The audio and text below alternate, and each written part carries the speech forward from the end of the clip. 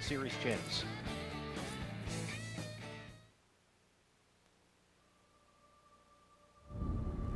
In the face of agony, I stand for strength, power, and determination. That's what this city was built on. It is what we stand for. Don't let the headlines fool you. Sure, times are tough.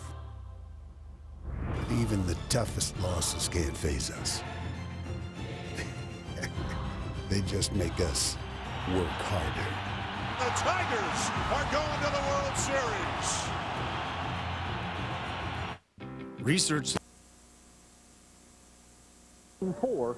The Tigers definitely have some work cut out for them. Yeah, they're certainly an uphill battle, but you know, you get in a situation and it really takes the pressure off because you realize there is no tomorrow, there is no second chance, there are no mulligans. We have to get it done, and you just go out there and either you get it done or you don't. Guys, I have a lot of confidence in Max Scherzer's ability and the ability to dominate a lineup.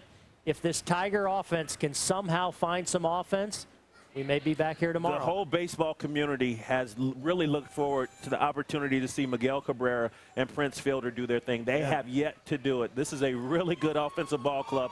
Maybe tonight is the night that they break out. As we mentioned earlier, if there is a tomorrow, it's tomorrow night, and it's Justin Verlander, and then all bets are off. That's One right. win sprinkles in a lot of hope to this Tiger Nation.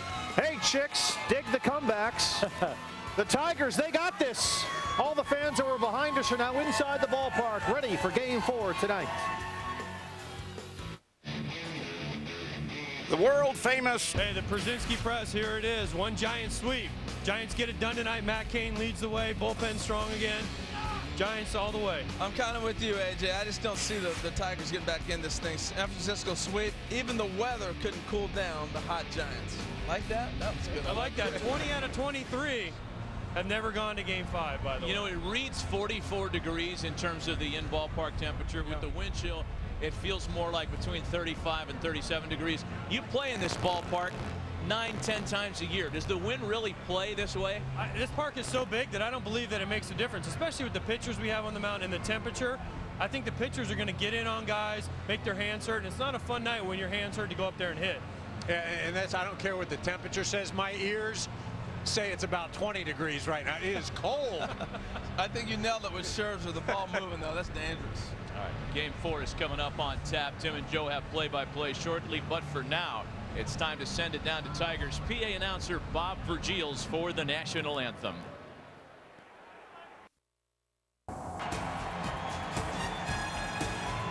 And now welcome inside the broadcast booth, everybody. I'm Joe Buck. Tim McCarver is right over there. He's coming up in just a second. We came into this World Series talking about how the Detroit Tigers had such a big advantage in the starting rotation, in the power department. Guess what? Dead wrong. We weren't alone, however. So far, it's been all San Francisco on the mound. They've been brilliant. In the power department, Pablo Sandoval has out-homered the Tigers by himself 3-1. And if you're the Tigers, you're thinking, well, here tonight, let's get a win behind Scherzer. Let's get on the field tomorrow night behind their best in Verlander, and let's hope we can get this series back to San Francisco. And Tim McCarver, so much has gone right for the Giants, pitching, hitting. They've manufactured runs, but a big part of their success in this series and in the postseason has been that great defense. Rarely has defense been highlighted in the World Series any more than it has for the San Francisco Giants. Let's take you back to Game 1. The two catches made by Gregor Blanco, one off the bat of Miguel Cabrera, the other off the bat of Prince Fielder. Then the key play in this series, the throw by Scutaro to get Prince Fielder. The Tigers failed to score in the second. Then last night, Brandon Crawford, the diving play to get Cabrera, and then once again, it was Gregor Blanco who told us a little while ago that he can catch. He feels so confident that he can catch anything before it hits the ground, and we believed him. Yeah, why not? He's been covering a ton of ground. So we'll find out here tonight if we're going to be back tomorrow night or if the San Francisco Giants can win it all and complete a sweep.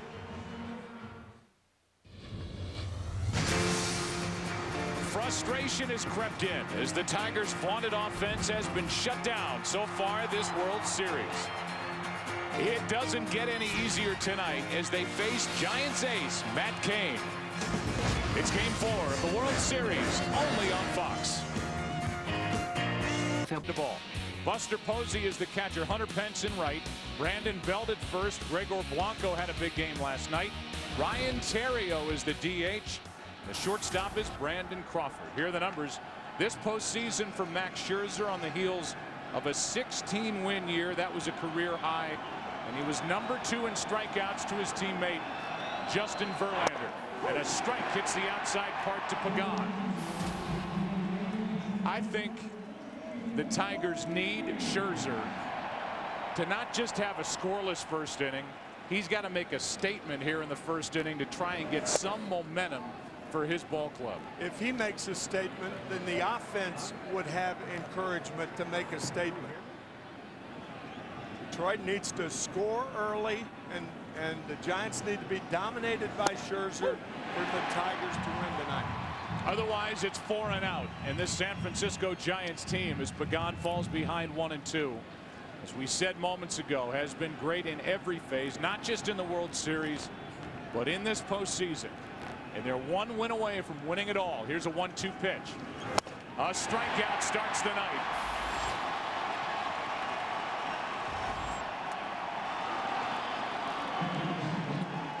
The opening pitch was brought to you by Budweiser. Great times are waiting. Grab some buds. How about the scouting report on this hard-throwing right-hander Scherzer? Max Scherzer can be as dominating as Justin Verlander. As Joe said, second in the league in strikeouts, 231. His shoulder is fine. No problem with pain. Slider on 2 planes, and we'll explain that. He's had 9 days off, and that could be a problem with control, even though it didn't show up with Pagan. Here is Scutaro, and a strike on the inside corner. Scherzer is 6'3", 220, 28-year-old from St. Louis. It's a first-round pick by Arizona, 11th overall, and part of that big 3-team deal. As a pop-up is into center for Jackson, 2 out. Give you a look at the defensive lineup for the Tigers, brought to you by Dick's Sporting Goods. Quentin Berry had a rough game 3. He's back in the lineup and left. Austin Jackson made that last play. He's in center. Andy Dirksen right. Cabrera, Peralta, Infante, Fielder on the infield. Gerald Laird takes over for Avila, who is out with an issue with his right wrist/forearm. And here is Pablo Sandoval. Every season starts at Dick's, and there's a strike from Scherzer, who came to this Tigers organization in December of '09. He didn't come alone.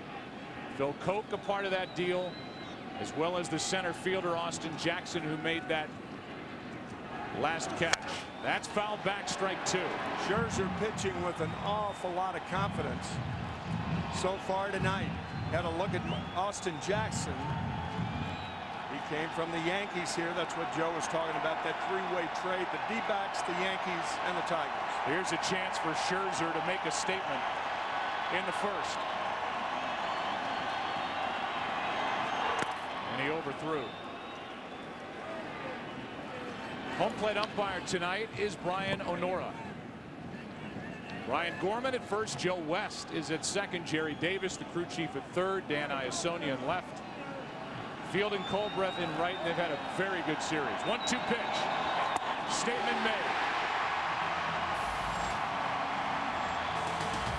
Crowd's in it. Will the Tigers bats get in it? Bottom of the first, no score. Austin Jackson leads off in center. Quentin Berry in that #2 spot. Miguel Cabrera hits third. Prince Fielder cleans up. Delman Young is the DH. Andy Dirksen right. Johnny Peralta at short. Omar Infante bats 8th, with Gerald Laird, the catcher, hitting 9th. And on the mound is the right-hander, the quote-unquote ace. But if he's the ace, he's got some company at that rotation spot for the Giants so far this postseason. The right-hander Matt Cain. Matt Cain, can he clinch another series? Game 5 against Cincinnati in the division series, he clinched. Game 7 against the Cardinals, he clinched. In my opinion, he got away with a lot of sliders in that Game 7 that were hangers. I think I'd avoid that pitch if I could tonight, and he is, no question about it, their big game pitcher. Austin Jackson first up for the Tigers, and he takes high, ball 1. Matt Cain, the right-hander, 6'3", 230. He's just 28. So 2 28-year-old right-handers, and this guy is as dependable as anybody in baseball. That's right at Scudero. 1 out. The defensive lineup for the Giants brought to you by Dick's Sporting Goods. And it's the same group we've been watching all October. Blanco in left, Pagan in center, Pence in right, Sandoval, Crawford, Scudero, Belt. Buster Posey does the catching. Matt Cain in the middle. Every season starts at Dick's. Number 2 batter is Quentin Berry, and I was wondering, Tim, when we got to the ballpark earlier this afternoon, if Berry was going to be back in there. He's been a minor league journeyman. Last night had a rough night. He's 0 for 5 in this World Series, but Jim Leyland sticking with him in that important spot in front of Cabrera. I think a lot of Detroit Tiger fans were wondering the same thing. Last night, Berry went after a changeup and bounced into a double play, and then in his next at bat, with the bases loaded and 1 out, struck out on a good Ryan Vogelsong fastball. So he's got something to prove tonight, and he's in the hole 1 and 2. Quentin stranded 5 base runners last night in his second and third at bats. During the regular season, hit .258 overall, but really struggled from the middle of July through the end of the regular season. Here's a 1-2. 2 and 2. Avisail Garcia, the young 21-year-old outfielder, was an option for Jim Leyland, even though he's a right-handed batter, but he starts this night as he did last night on the bench. Full count. A little more life in this ballpark tonight. And Scherzer helped try and get that going with his 2 strikeout top of the first.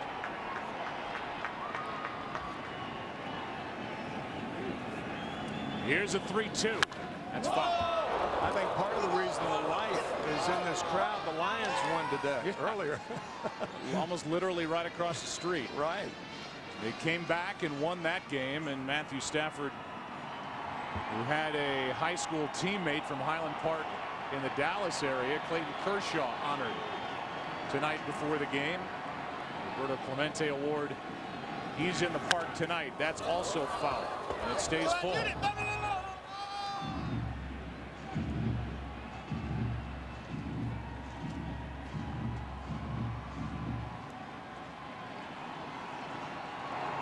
Bruce Bochy won it all with these Giants in 2010, and he's 1 win away here in 2012. Another 3-2 to Berry. And now a dangerous foul ball over the Tiger dugout. This will be at least a 9-pitch at bat. Through the first 3 games, the Giants pitchers have been so good that all of them appear to be closers. They've thrown hard, with the exception of that man, Barry Zito, but he was crafty and effective. Only left-handers are crafty. Here is a 3-2 from the power right-hander, and that's down in the corner. Hooking foul. It leaves our view down in the corner, but it's the right field umpire, Field and Culbreth, who called it foul. And wow, not by much. By about 4 inches. Berry didn't initially run out of the box. He thought that was going to hook more, and it pretty much stayed straight.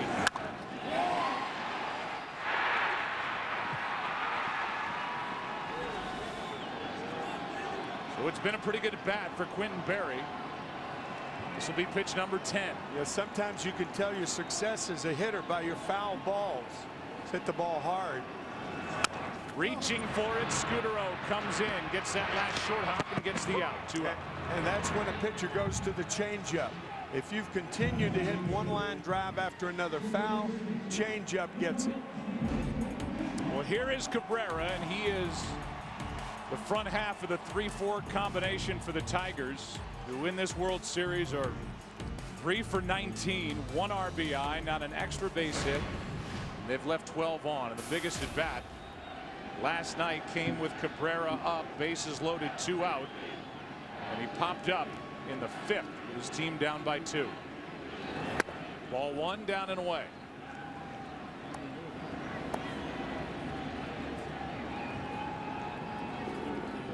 Cabrera 44 home runs to lead the league during the regular season. He's got 1 that came in game 4 of the ALCS against the Yankees. That's outside. It's 2-0.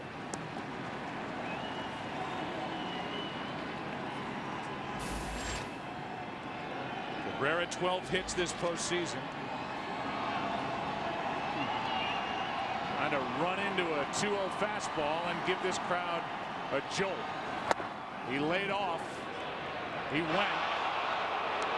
And Cabrera can't believe it. The count 2-1. Cabrera a little anxious. A slider in a fastball count. He went too far. Cabrera was asking for the appeal. So he's all charged up, and Brian Gorman said he went. So a count of 2-1. 2 out, nobody on. Kane brings it. Just outside, 3-1.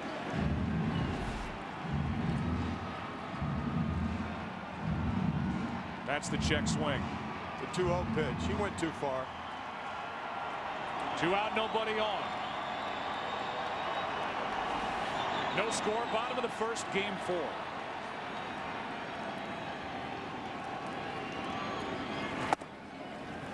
Over but low, a 2-out walk.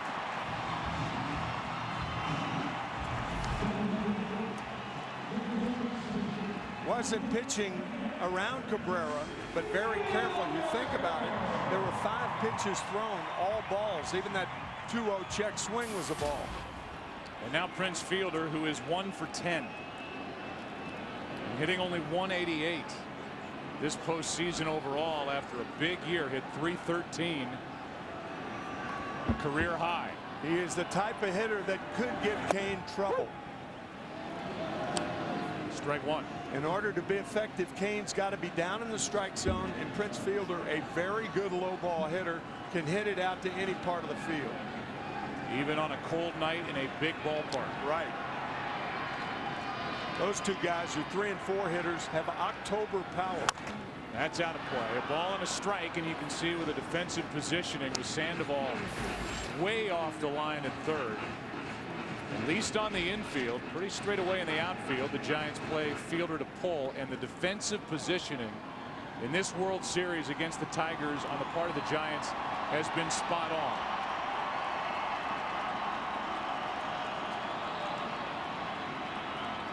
The 0-2, that's outside.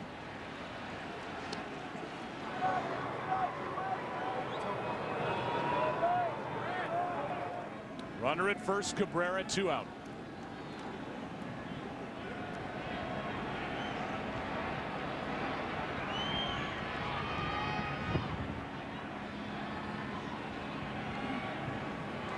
Fielder on 1 and 2, strikes out on a pitch that was up. Now 1 for 11 in this World Series in his first year in a Tiger uniform. The intense Pence, who gets his team ready before the game, will bat second. Scherzer is throwing hard tonight. That's outside. 1 ball, 1 strike.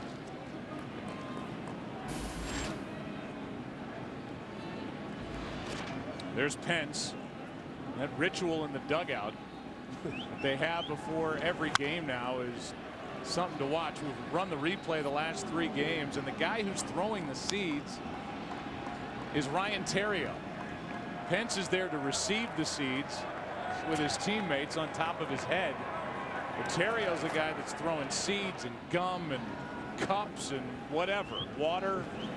That's a strike on the inside corner, and 3 strikeouts for Scherzer.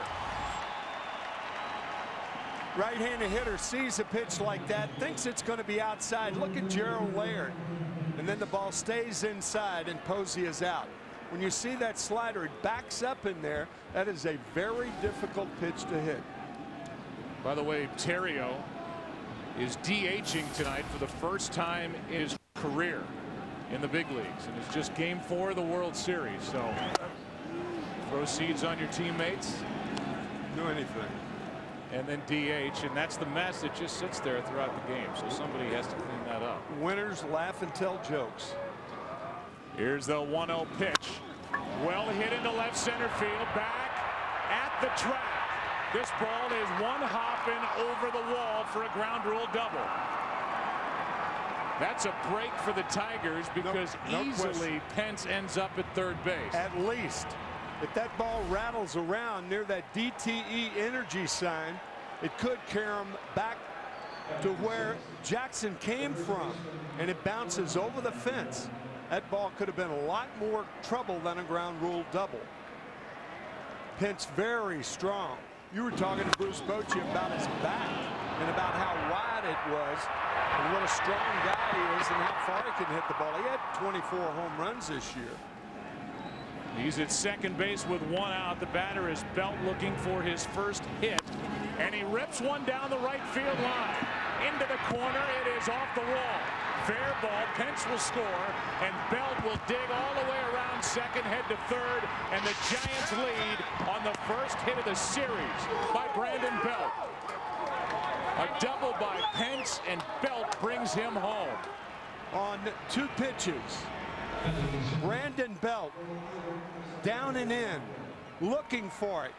Bruce Bochy has pleaded with Belt to be more aggressive on the first pitch.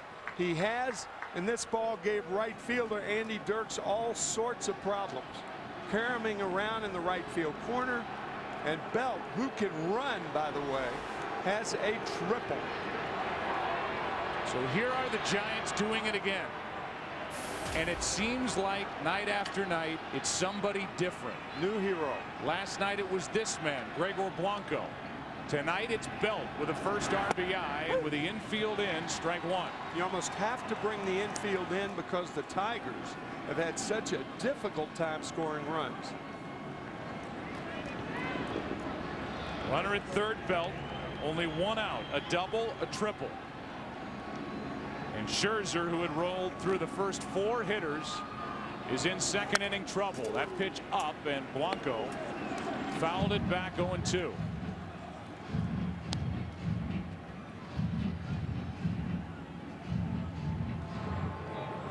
We've not had a lead change in this World Series, and you see what the Giants have done this postseason.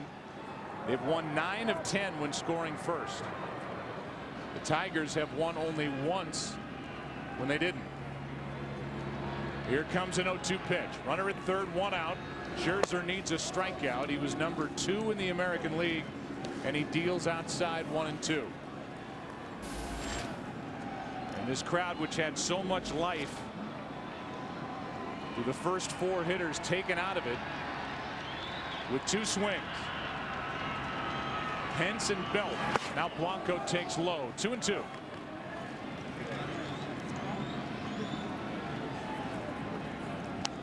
Gregor is 4 of 9 this postseason with runners in scoring position. And it was Pence who got this started with a double into left center, and he has been red hot after a slow start to the postseason. 2-2. Ground ball to Infante. That won't score the run. 2 out, and a big out picked up by Scherzer. And that's why you bring the infield in. If the infield's back, Belt scores easily. Now it takes a hit with Terrio, the DH, and a broken bat ground ball, and Infante made sure before he went to first for the out.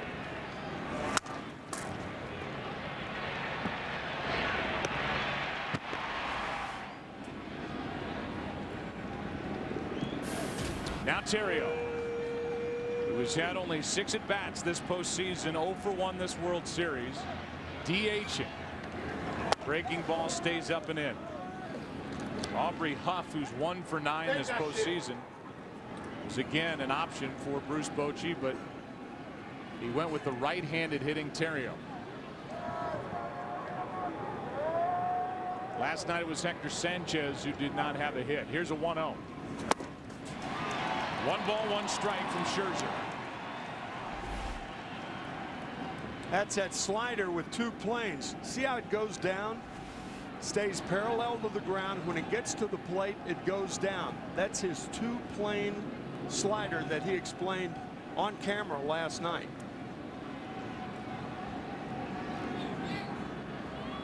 Scherzer in his first World Series start brings home a 1-1. And a fly ball into right center field. This ball is trouble. It is caught by Dirks to end the inning. But the Giants strike first tonight in Game 4 on 2 swings. Back-to-back. Pence, Belt, double, triple. 1-0 San Francisco looking for the sweep. The Giants have won 6 straight this postseason. They've not trailed since Game 5 of the NLCS, as Young goes after one down and away, and he was totally fooled. Strike 2. That's what Matt Cain was looking for in Game 7 against the Cardinals, but the ball stayed up. The downward movement, that's more like Max Scherzer's slider. That's high. 1 ball, 2 strikes. Giants have scored in the first of the second inning in 5 of the last 6 games.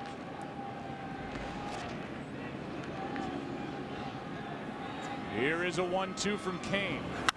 Right back up the middle. Leadoff base hit by Delmon Young. On a 1-2 delivery. We'll give you a video summary presented by Windows 8. And we highlight Prince Fielder, who was thrown out on that relay at the plate early in Game 2. And then last night had a chance. Runs in the second inning, the only 2 runs of the game. And tonight in the second inning, 1 run. Here's Dirks.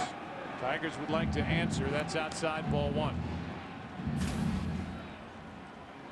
Detroit comes into this game hitting 165 as a team in this World Series. That is the 4th lowest all time.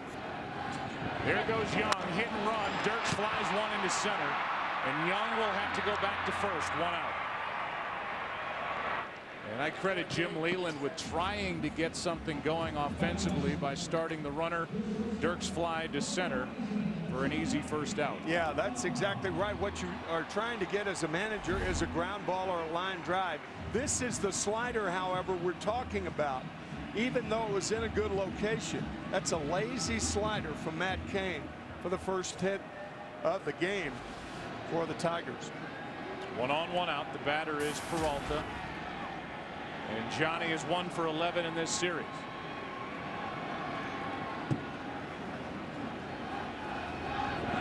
Good pitch for a strike. Peralta has the only home run of this series for the Tigers, a team that hit 163. Meanwhile, the Giants hit only 103 homers as a team all year during the regular season. Sandoval has their 3 home runs in this World Series in his first 3 at bats. 1 ball, 1 strike. Pablo took care of Verlander, who is hoping to get another chance to make up for that Game 1 start and get the ball tomorrow night if the Tigers provide him that opportunity with a win. Here is a 1-1. Instead, Cain steps off.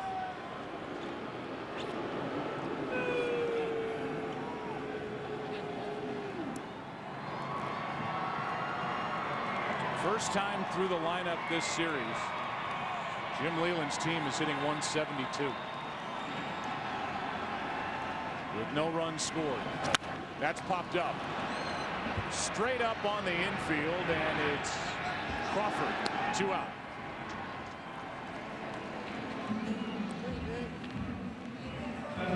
Verlander just pacing, hoping to get a chance on the 29th of October. Here's Infante, who so far in this World Series the best at the plate for the Tigers. He's 4 for 12. Justin Verlander does not want to end this year with a loss, starting and losing Game 1 in San Francisco. Cain wants to clinch his 3rd consecutive postseason series. That's a ground ball to Crawford. Stays down on it, flips for the out. And Cain gets around the leadoff hit in the 2nd. 3rd inning now. Game 4, 1-0 Giants. At the age of 5, his parents longtime season ticket holders, and that's from September of '92. The sign, and that's his dad's left hand, his dad Mike. The sign was to Bill White, who then was the National League president, saying do what's right. That's when this organization, the Giants, was threatening to move down to Tampa back in '92. That's why they threw that dome together.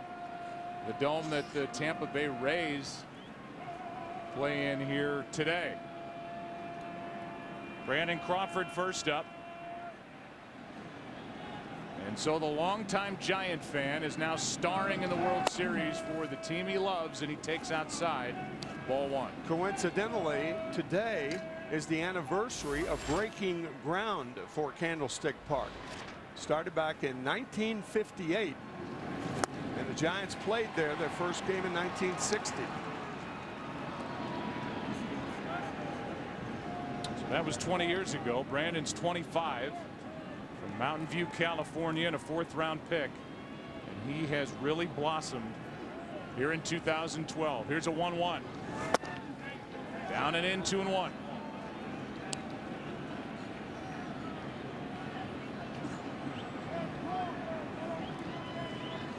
Crawford, then Pagan, then Scudero for the Giants. Up by 1. Pitch was hittable, and Crawford fouled it straight back. 2-2. That was a changeup up in the strike zone. We've set it off, and catchers don't catch many of those.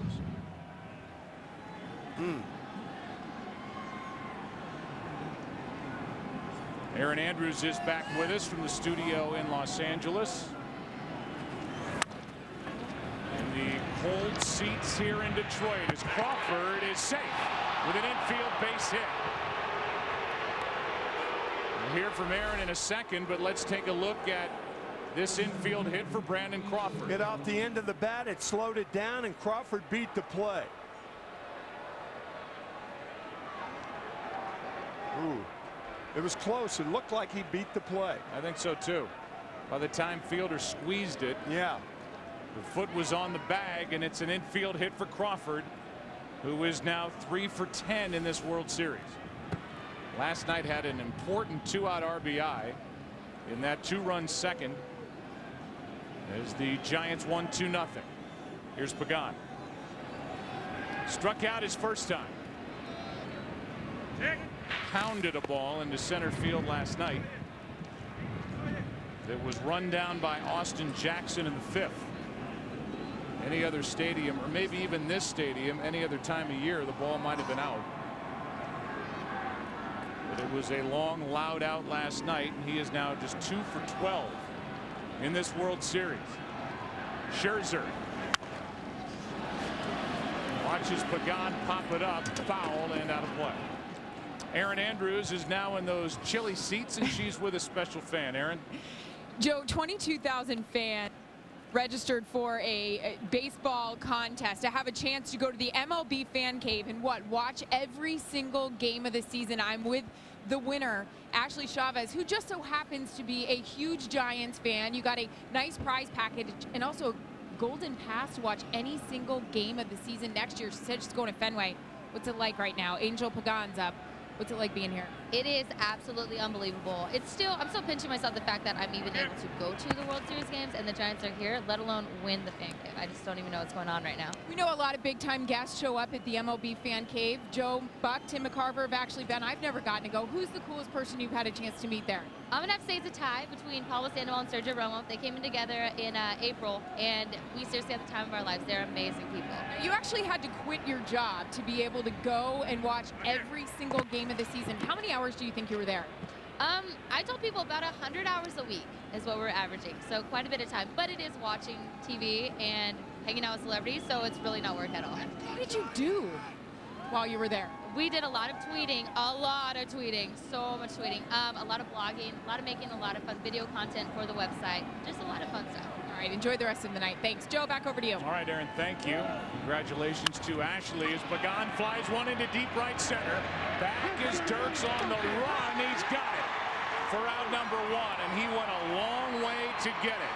Back to first is Crawford as Andy Dirks is talking to Austin Jackson about that catch for the first out.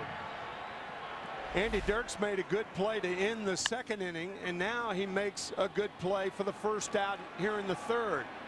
Nicely done.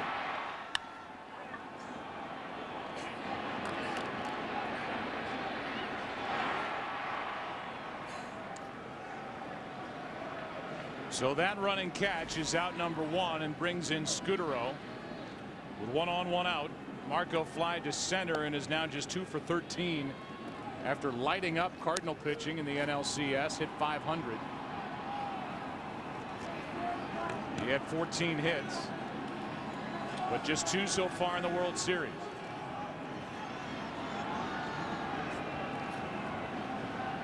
Here it is from Scherzer. Strike 1.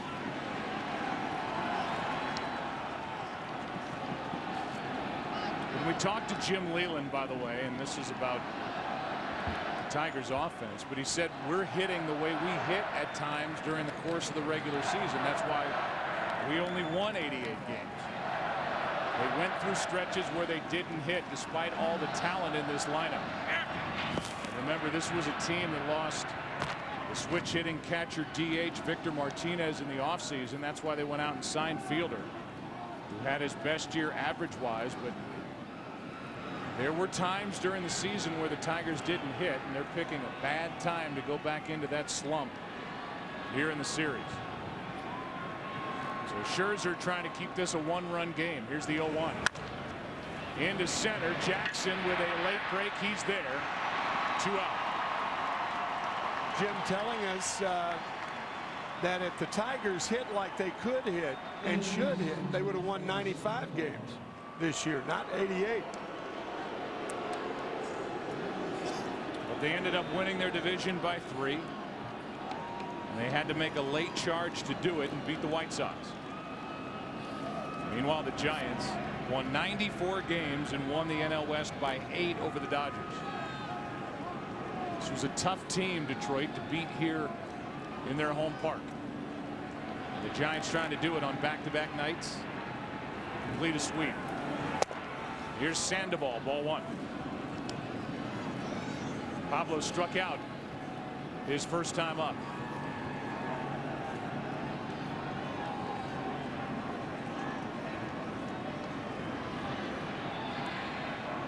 Crawford, a leadoff infield hit. He's at first with 2 out.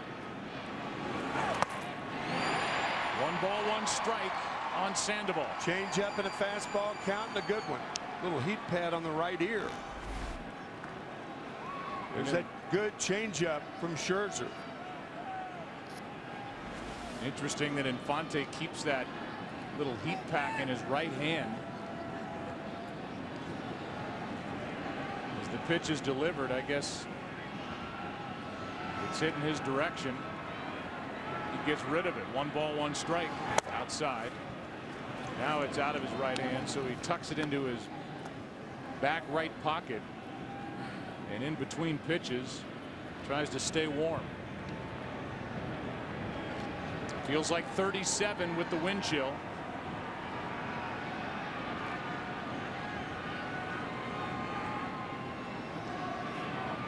Here comes a 2-1 to Sandoval. Hard hit, base hit into right. Crawford will take the turn, go to third, and Sandoval has got another hit.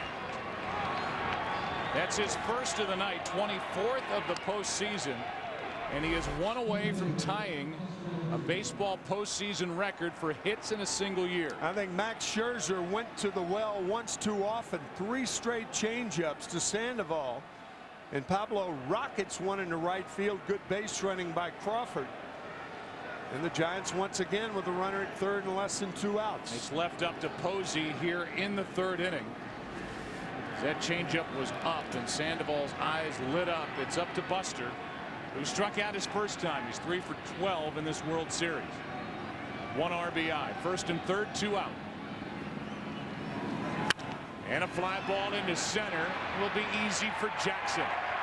Scherzer strands 2. The Giants have left 3. We go to the bottom of inning number 3. Laird, Jackson, Berry coming up. 1-0 San Francisco. Actually hit way better. 367 against right-handed pitching this season.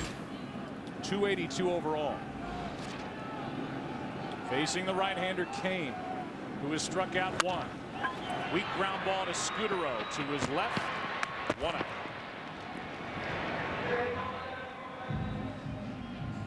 So again, through the lineup, the first time the Tigers 1 for 8 with a walk. Here's Austin Jackson, who grounded out to second his first time up. Before game one, we talked about the importance for the Tigers to get Austin Jackson on base. He's done a pretty good job of that in 3 games. He's had 3 hits, 3 walks. He's been on base about half the time, but Tigers cannot push him around. And that's because the 3-4 combination has done virtually nothing. First pitch is strike. Quentin Berry on deck, 1 out in the inning. That's on the outside corner, strike 2. Matt Cain is picking up right where Ryan Vogelsong left off last night. Becomes competitive among the starters, and that is a fact. One wants to outdo the other.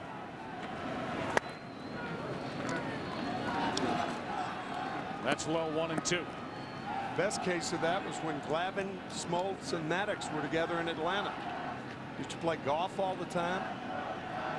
So they competed when they weren't pitching and when they were pitching. Here's a 1-2. Jackson fouls it straight back and had a good rip. The lowest batting average for a team in a World Series, 142 for the Dodgers in 66. This Tigers team is hitting 162 as a team.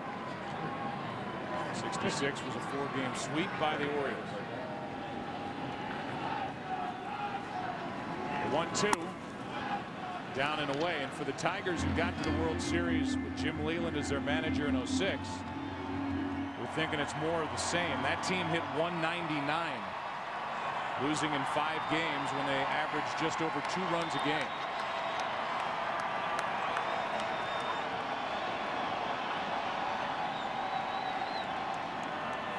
Here is a 2-2 from Cain.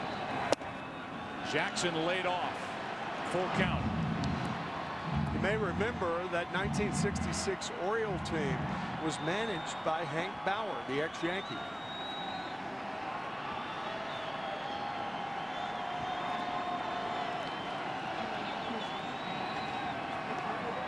On 3-2, Jackson takes a 1-out walk. Second walk handed out by Matt Cain tonight. You can get to the game with Chevrolet, the official vehicle of Major League Baseball. Find your chance to win an all-new 2013 Malibu at worldseries.com/Malibu. 1 out. Here's Quentin Berry again, getting big at bats last night. And he's up in a key spot to try and help the RBI chance of big number 24 on deck.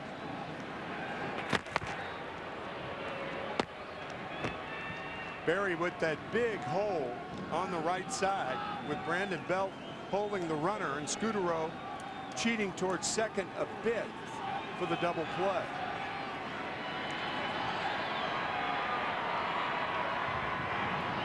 There goes Jackson, the bunt left side, going to take a good play. Sandoval got it.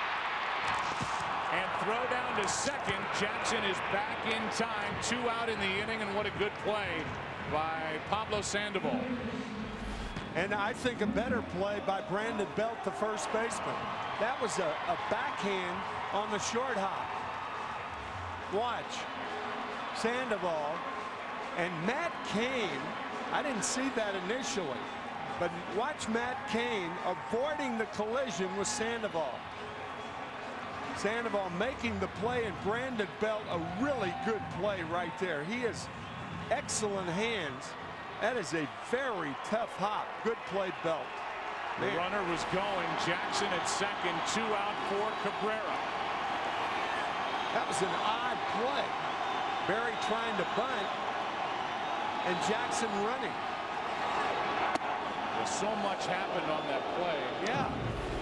First of all, the near collision. But again, we came on the air talking about the defense of the Giants. Good all around, and I really don't know what Quentin Berry's trying to do there. I don't either. No such thing as a bunt and run with 1 out. With nobody out, a bunt and run's in effect.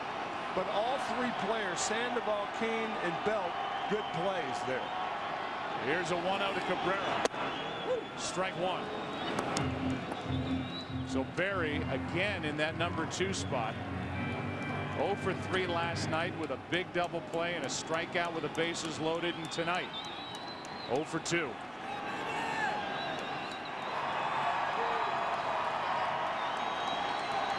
One ball, one strike on the big bat. Miguel Cabrera. And a fly ball into right. Back at the wall. This ball is gone.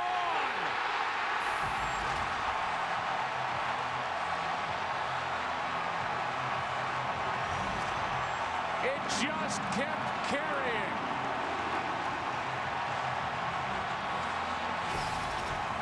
The Triple Crown winner has given the Tigers their first lead of this World Series. 2-1.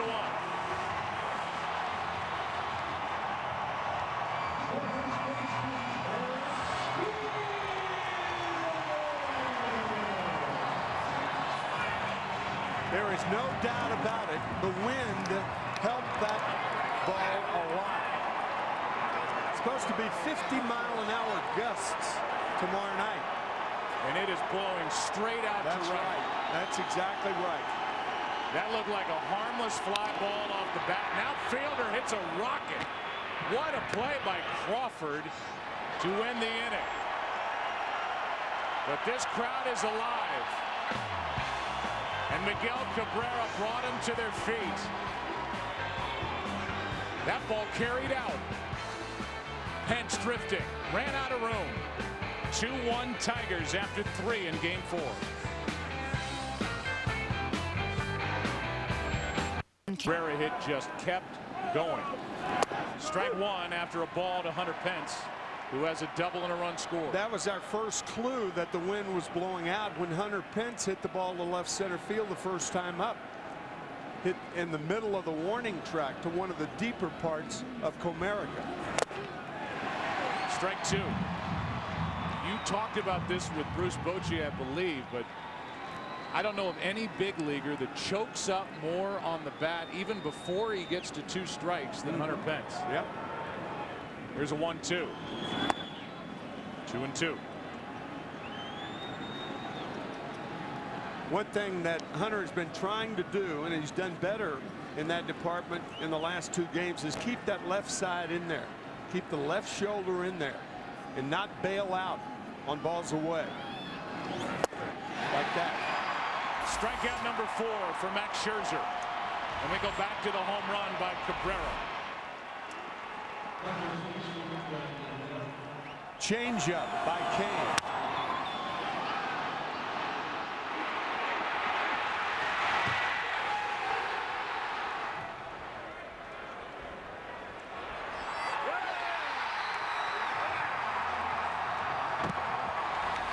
They saw Cabrera take the trip around the bases 44 times during the regular season. That's his 2nd of the postseason. Here's Belt.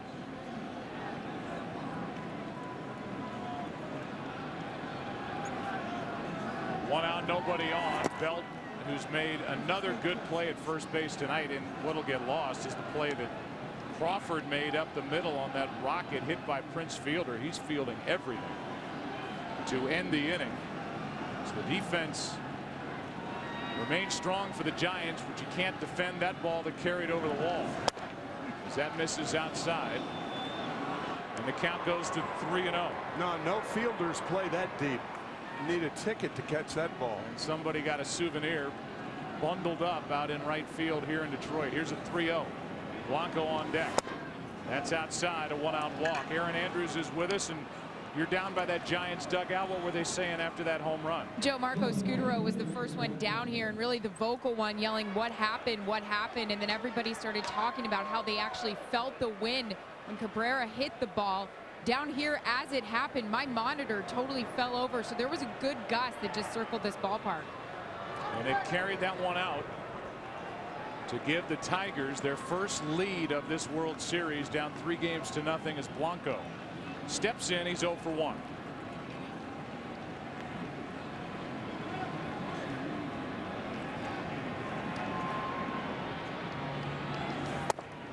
Down and in, 5 in a row missed out of the right hand of Max Scherzer. Jim Leyland has told us more than once this World Series that he is concerned about the stamina of Max Scherzer.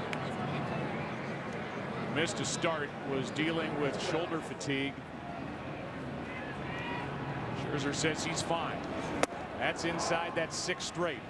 And a 2-0 count on Blanco. I think Jeff Jones is going to talk to Max about what they talked about 5 months ago in May. Scherzer had problems by taking both hands back instead of separating them from his stomach.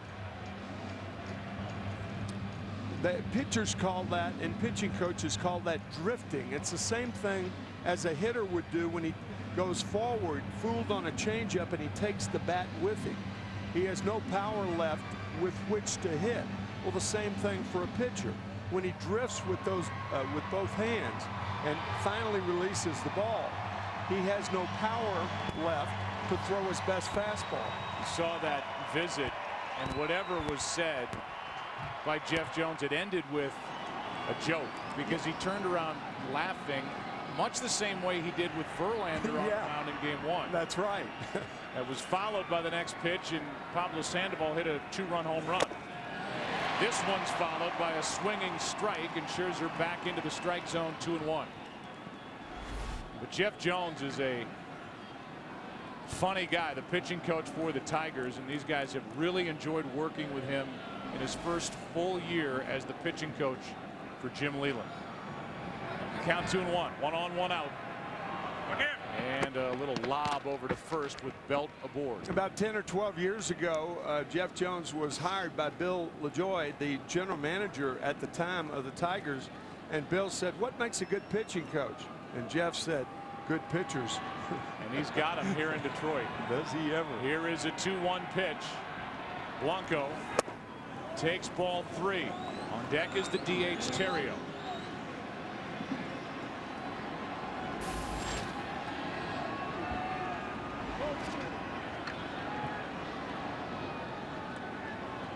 Blanco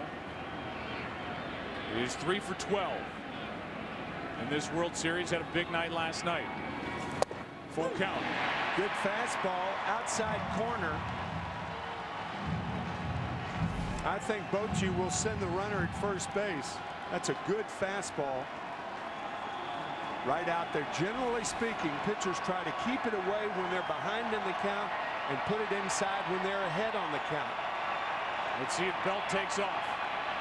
He's going. Struck him out. Throw down, inning over.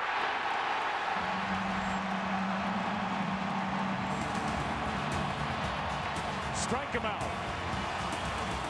Throw him out. Laird to Peralta.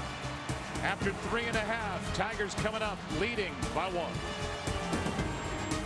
Back in, we start the bottom of the 4th. 2-1, the Tigers lead. On a home run by Miguel Cabrera, and the reigning AL Cy Young Award winner and MVP Justin Verlander joins us from down in the dugout. And not that baseball players are superstitious, but there's only one reason why you're even wearing a headset at the moment, and that's because you tend to get runs when you do interviews from the dugout with us network folk. Yeah, so let's not screw that up today, huh? How much are you dying to get another crack at the Giants tomorrow night? Yeah, you know, I definitely want to get back out there, turn things around. Hopefully we can win the night, get back out there, just play one game at a time. I know that's kind of cliche to say, but it's the truth. One at a time and see what happens. Justin, you saw what the wind did with that ball Cabrera hit. It's supposed to be 50-mile-an-hour gusts tomorrow night when you're starting, if the Tigers win tonight.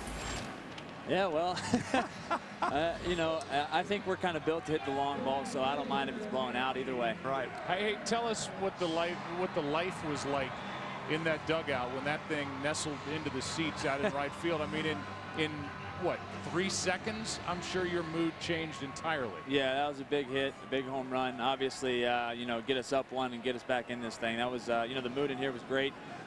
We've stayed positive the whole time, really, but it's nice to kind of get off the schneid and get ahead. Dirks went around. I sense from your manager, Jim Leyland, a guy that he he's not panicking clearly, and a guy whose mood really hasn't changed since before game 1 even. And I know you guys take a lot from him. Yeah, you know, he's been remarkably consistent, and that's all you can ask for in a manager. You know, he doesn't put too much pressure on us as a team. He just lets us go out there and play. And I heard him talking about it today with trying to mix up the lineup and stuff, and said, hey, our lineup's our lineup. Go out there and, you know, do what we do. And you know, that just shows the confidence that he has in his team and our ability. And he's not pressing the panic button, so we aren't either. What didn't work for you in game 1 out in San Francisco? I just have to say location. You know, I felt like my fastball was kind of all over the place and made some bad pitches in some crucial spots, and they took advantage of it. We've seen their lineup, and I guess you see this a lot in postseason, but it's like a different guy seemingly every night except for one guy, and that's Sandoval. And I wonder, when you watch his at-bats on a night before you may pitch against him, what you're looking for. Just kind of watching his at-bats, seeing you know, what he's struggling with or what he's hitting well, and you know, I'll look at some previous at-bats too, some of my at-bats that or his at-bats against myself, and you know, come up with maybe a little bit different game plan. I'm sitting next to a catcher, former catcher. 2 balls, 2 strikes here on Dirks a while ago with 1 out, nobody on. And that's a ground ball to the right of Scutaro. He gets it, throws it, 2 out. You're not doing, you're not doing so well down there, Justin. Hey, last time I was on, we got 2 quick outs too, and managed to score some runs. Okay, so. well, there you go. Have faith. Home. Johnny Peralta will be the hitter, but I was just going to reference, and we talked about it before the game, the visit you got on the mound from Jeff Jones, your pitching coach in game 1. The look was like, what are you doing out here? Like Tim McCarvey used to get from Bob Gibson when he would come out and try and talk to him. Yeah, as a matter of fact, I said that your expression was Gibson-esque when you. Well, you know, as a competitor out there, obviously you never want to see the pitching coach come out there. You know, usually things aren't going too well when that's the case, but you know, you're just trying to find your rhythm and work through some things, and obviously things weren't quite going my way, so you know, I'm working out there to try to find it. And usually when I'm going bad, I start getting a little quick, and I know what they were doing. They were coming out there trying to slow me down a little bit, and you know, it was just kind of the heat of the moment type thing. And you know, Jeff and I and Skipper, we all have a great relationship. It was just you know, when the competitive juices are flowing out there on the field, and you got cameras everywhere to see it, that's a little bit different nowadays than it used to be. Justin, from the pitchers I've run into, the one thing they don't want to talk about on the mound is mechanics. Yeah, and they don't talk about mechanics with me. They usually talk about slowing down a little bit. And, you know, it's not really any mechanical adjustments. Sometimes in between innings, if I want to talk to Jeff Jones, our pitching coach, a little bit about it, I'll come in and speak to him with kind of what I'm feeling out there and what I think I'm doing wrong or what I need to fix. And but that's usually in between innings, and that gives me my warm-up pitches to go out there and work on it the next inning. That's down and away, 3-1. Real quick, have you changed? Well, they said he went around. 2 balls, 2 strikes. The crowd didn't like that. Have you changed your approach? Because we've seen you kind of develop that great fastball within a start, where at the end it's unbelievable. You're throwing 98, 99, but it seems like you're coming out of the gate now throwing harder in the early innings. Is that accurate? Well, you know, this is a game of adjustments, and you know, I feel like some teams started to make adjustments towards me, and knowing that I'd be throwing a little bit easier earlier in the game, and they started being really aggressive. So it wasn't just a postseason adjustment, it was a late season adjustment. I started doing it late in September, and you know, like I said, it was just an adjustment that I made, had some success with it, so I've stuck with it. Counts 2 balls, 2 strikes, 2 out, nobody on. Bottom of the 4th inning, 2-1 Tigers here in game 4, and Matt Cain brings it home to Peralta. That's a foul. So we started our season here, Justin, on our first Saturday. You guys were playing Boston. You were nice enough to do it then. It's a big deal to us when the big stars come on, and you're nice to do this then. You're nice to do this now. Thanks, and if you get a chance tomorrow, good luck. All right, guys, appreciate it. I know you're going to keep the headset on. Yeah, of course it's staying on, and if this doesn't happen, I blame it on you guys. All right, well, of course. Yeah, everybody blames everything on us, so get in line. Here's a 2-2 pitch. Ugh. Our fault. Inning over. Yep, your guys' fault. 2 strikeouts in the inning, and that sends us into the 5th. 2-1, Detroit on top. Back to work. Scherzer back after this from your local Fox station. All right, guys, thanks. Parkway Central High School in St. Louis, and was a 43rd round selection by his hometown Cardinals out of high school. He declined that opportunity, went to Missouri, and developed in Columbia into the number 11 overall pick in the 1st round when he came out in June of '06. And he has really put it together this season. as he misses outside 2-2. While he was there, Ryan Theriot was going to LSU and was a teammate of Brian Wilson, Aaron Hill of the Diamondbacks, who hit for the cycle twice this year, Brad Hopp, formerly of the Rockies, and also Mike Fontenot.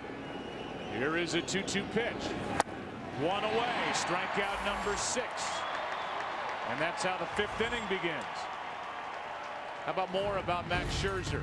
Drafted by the Diamondbacks. So he started with the Arizona organization, traded to the Tigers December of '09 in that 7-player, 3-team deal in this season.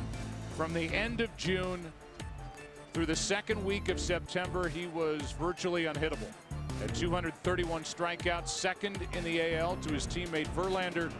Won the clincher, the 4-game sweep here against the Yankees in the ALCS. Making his 6th overall postseason start. He is 2-1 and leads 2-1. The 1-0 pitch.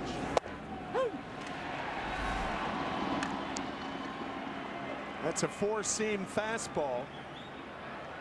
That's interesting that position players hold that ball the same way. They hold it across the seams to make the ball go straight. That one jumped at the end, and strike 2 as Crawford came up empty. 1-2.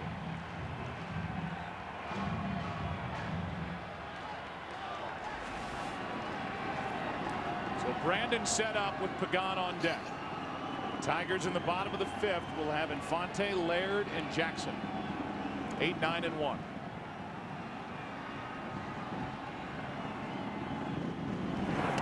Two and 2.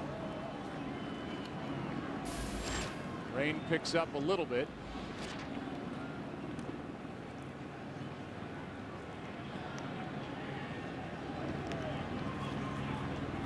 Ken Rosenthal, our meteorologist, calls it a driving mist.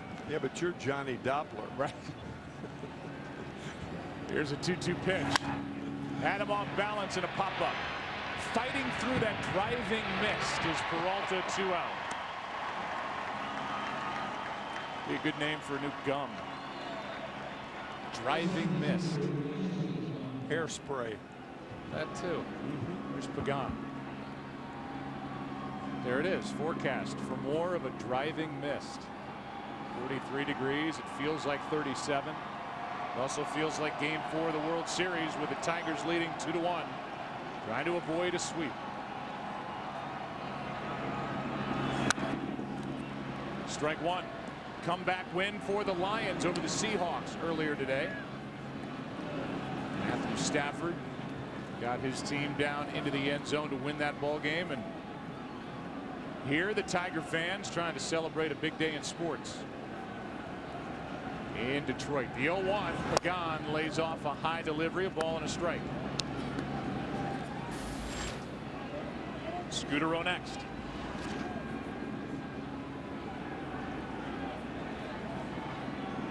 Pagan 0 for 2, 2 for 13 in the World Series. Waiting on a 1-1. He chops to Infante. Are the hands warm? Yes, they are. Perfect throw. And a 1-2-3 inning for Scherzer. His right hand is warm. 2-1. Tigers lead halfway through Game 4. 3 players and good young men. Clayton Kershaw is a guy that Major League Baseball can hang its hat on for years to come. He's a good person, and boy, he's a heck of a left-handed pitcher. He is both. You're right.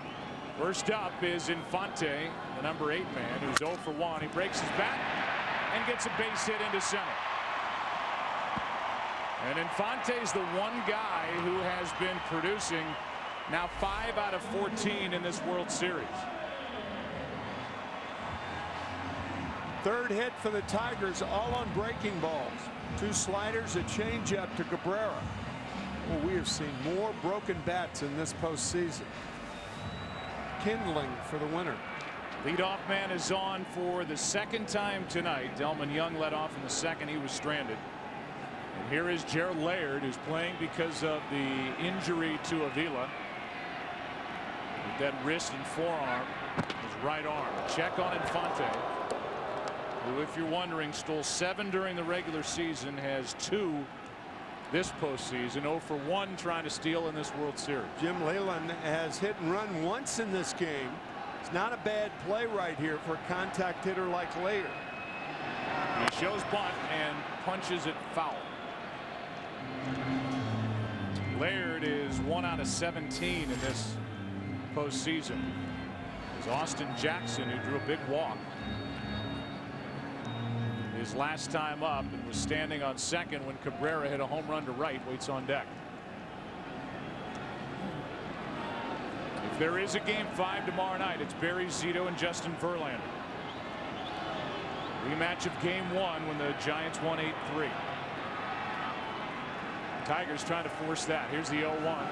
The bunt in the air, and it's caught by Belt. First a foul on a bunt, and then this one head high to Belt, charging 1 out. That ball was hit so hard, you may be wondering, why didn't Brandon Belt drop the ball? Well, he's not sure that the ball wasn't hit so hard that if it got over his head, he didn't know where Scutaro was. Now, Scutaro was coming to first base to cover the bag. Had he dropped that ball, it could have been a double play or allowed it to go over his head. But, you know, these guys are not robots, and you can't think that fast. 1 on, 1 out. The batter is Jackson, and that breaking ball doesn't break. Jackson leans out of the way of ball 1. You mentioned it before his last at bat. Jackson has done his job getting on base. He drew that important walk. He's got 3 hits, hitting .300 in this World Series. Tigers are led by the guy at first, Infante, with 5 hits. That's inside. 2-0. There's the night for Kane. Only 3 hits, 2 singles, and that first extra base hit for Miguel Cabrera. The 2-run shot to right with 2 out for the lead in the 3rd. That's way outside. 3-0.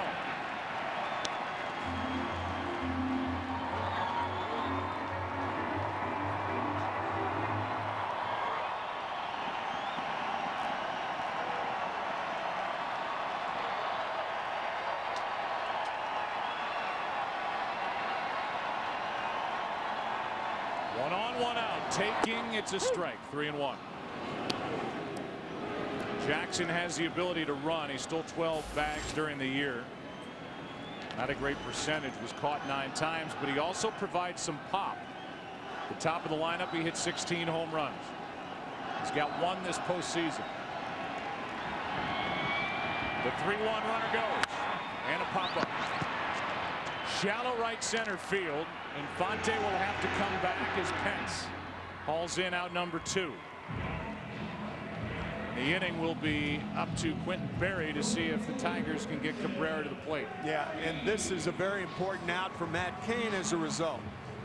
Getting Berry out here, then you have Cabrera hitting with nobody on. How you work the lineup is a very, very important part of pitching and how a catcher calls a game. Bearing down on the right guys to get them out. Not that you're not bearing down on everybody, but working that lineup to where the power hitters, in this case, as dominant of power hitters in any lineup in the big leagues with Cabrera and Fielder, you really go after a guy like Berry right here. That's why there's such protection and usually pitches to hit. Right. Ground ball off Kane to Crawford. What a pickup for the out. 1-6-3, and Brandon Crawford is still playing the heck out of shortstop. And that keeps Cabrera in the on-deck circle. Crawford has played brilliantly. Off the glove of Kane to the bare hand of Crawford for the out. And we played 5 in game 4. Still 2-1, Detroit.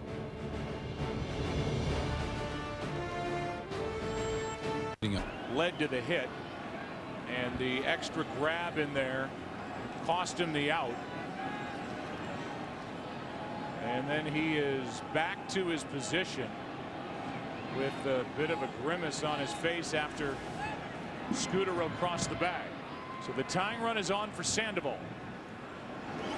Strike one, and man, he is up there trying to unload a guy hitting .615 in this World Series. How about this swing? His theory on hitting: swing the bat. 3 little words: swing the bat. Such a fun guy to talk to and get to know over the past couple of weeks. He and this Giants team having fun playing in these spotlight games in October. That's down and in, ball 1. Talked to Gregor Blanco before the game, the left fielder, and he said, I swear to you, our clubhouse is the same tonight, and it was the same in Cincinnati and the same in St. Louis as we are during spring training. And that's been a secret to the success, and that all comes from their manager, in my opinion, Bruce Bochy. Here's a 1-1 pitch from Scherzer. Out of play, strike 2.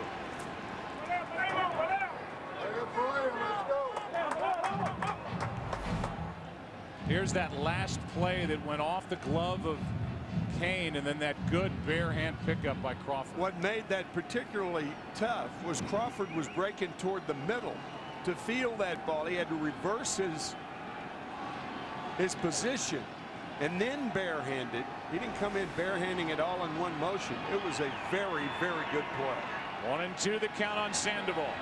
Scherzer has struck out 6. That is a foul ball. No. Pablo hit only 12 home runs during the regular season.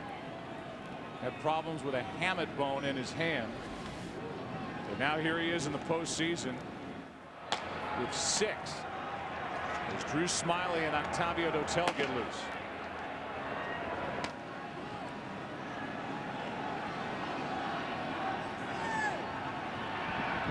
Here is a 1-2 pitch, instead a lob over to first. Scutaro had a small lead.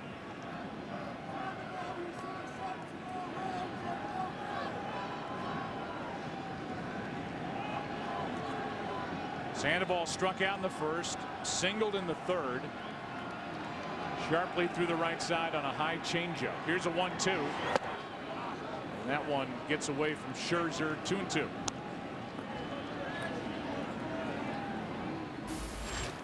On deck is Posey.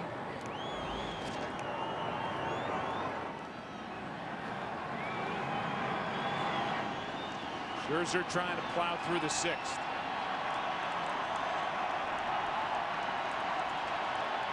Something he has yet to do this postseason.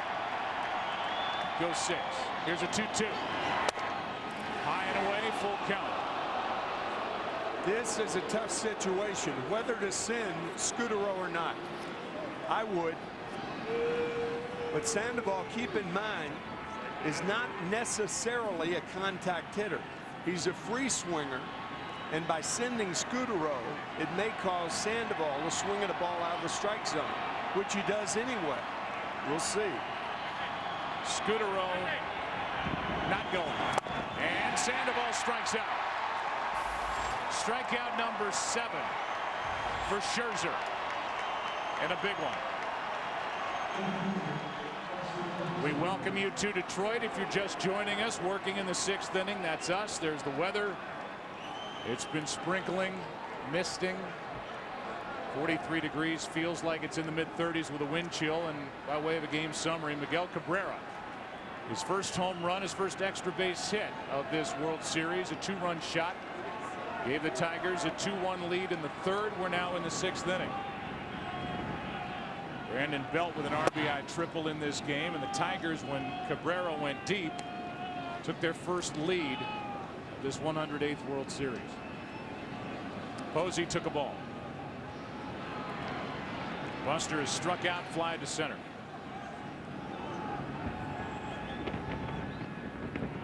You can hear this one's down the line and left at the track, at the wall, and the Giants have regained the lead.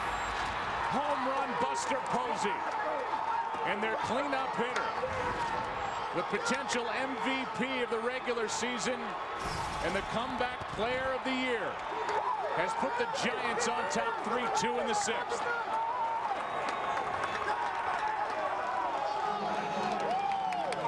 It used to be that right-handed pitchers didn't throw right-handed hitters a changeup.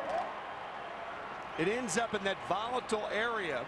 That was a changeup thrown to Posey. 3-2 Giants. It's a trend in the National League in particular. Right-handers to right-handed hitters throw changeups more often, and that one cost Scherzer. It hasn't been a great postseason for Buster Posey. Came in tonight hitting under 200 as Pence fouls it away after hitting .336 to lead all of baseball with his average during the regular season. However, he hit that grand slam in Game 5 of the division series in Cincinnati to get him to the next round. He's been great behind the plate, and now he has his first World Series home run here in 2012 as Pence strikes out 2 out in the inning.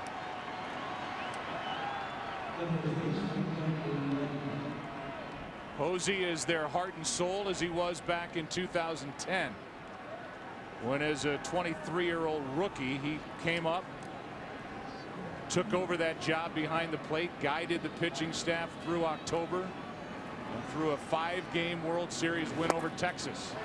And now that home run has put his team looking for a sweep here tonight, up by 1. Yeah, the Giants are loud and noisy as a team, but Posey is the core of this team. Here is the 0-1. Fly ball into left off the bat of Belt. Damage is done in the inning as Barry hauls that one in. And it's Buster Posey, a hero to so many young fans, young and old, in the Bay Area already. What a player. Took a changeup and rode it out down the line, and with that swing, the Giants are up by 1 into the bottom of the 6th here in Detroit. 2. And you have to go back to that play that we've shown a couple of times made by Crawford to end the 5th inning to keep Cabrera in this position, leading off the 6th instead of batting with 2 on and 2 out in the 5th. Cabrera is already homered tonight. He drew a walk his first time up, the 0-2. Shows that good plate coverage and fouls it away. Our Nikon replay is that home run, which up until this point, the Tigers had not had a lead in this World Series. When carrying it out to right, it was a lead that lasted for 16 batters. Good pitch by Kane. Cabrera wouldn't go after it. Ball 1. You could see Posey give that sign of the breaking ball and then going toward the ground. And it's out of the strike zone. Have to remind the pitchers often when you want the ball out of the strike zone. Now the 1-2. Got him on a swing at a pitch down and away. Cabrera laid off the 1 but couldn't lay off that. That slider went down. When it goes down, it's good. Pitch by pitch. Fastball. Another one fouled away. Another one fouled away. On the 1-0-2 pitch, a ball. Now this one he bites. Good pitch selection by Posey and Kane. Here's Fielder. Ball 1 outside. These Tiger fans are waiting for Prince Fielder. Big 9-year investment to do something in this World Series. He is 1 for 12. He hit the ball hard his last time up. Was robbed of a hit by Crawford at short. That's ball 2.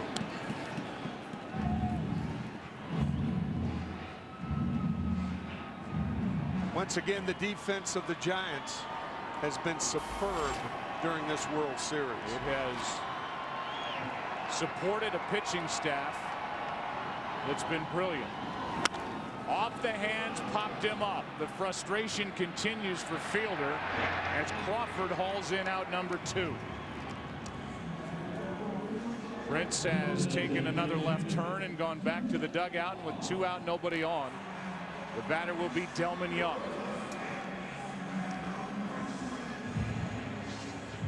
Ryan Vogelsong last night got ahead with strikes, got him out on balls. Bases loaded. Cabrera, the ball up and in. Cain just got ahead with a strike and got Fielder out with a ball. Here's a fly ball into right. Back at the wall. We're tied.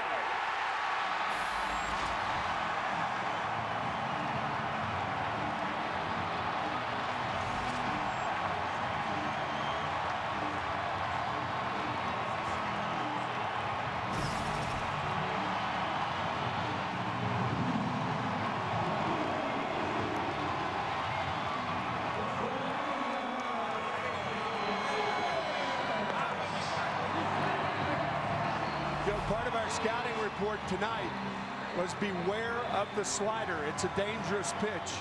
That was a cement mixer, as the players referred to it, middle of the plate to tie the game. Hard hit to right, and home run number 3 this postseason for Delmon Young. A free agent to be, potentially playing in his last game as a Tiger here tonight. Unless his team rallies. It's now a 3-3 game. Bottom of the 6th. The batter is Dirks. 0 for 2 tonight. Down and away. 1 ball, 1 strike.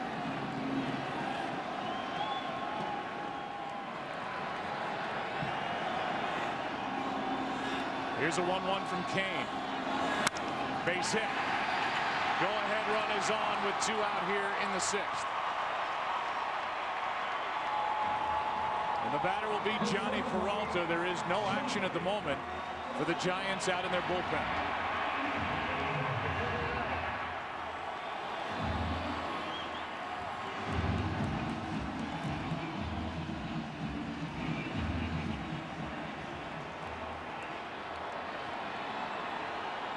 Cain gave up 21 home runs during the regular season. He's allowed 2 here tonight. First Cabrera, now Young. The batter, Peralta. A home run threat. Big swing, fouled straight back. Peralta's hit 3 home runs this postseason. 16 for the year, including the regular season.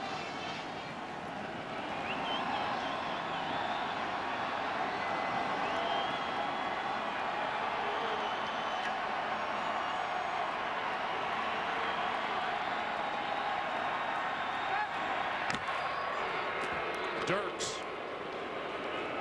doesn't run much, does have a stolen base this postseason, had a pretty big lead.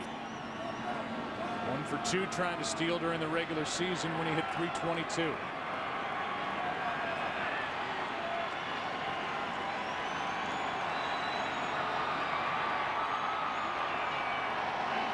Breaking ball swung on and missed by Peralta, strike 2.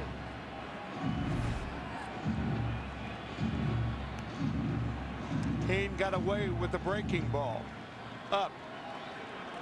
I think if you're going to run with Dirks, you try to pick a breaking ball in the dirt.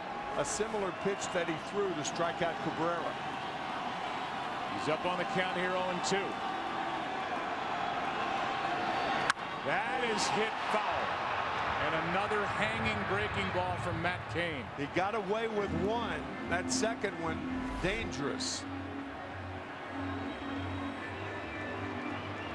You can see that elbow drop just getting under the pitch. Yeah, right. When you get under it, ball stays up.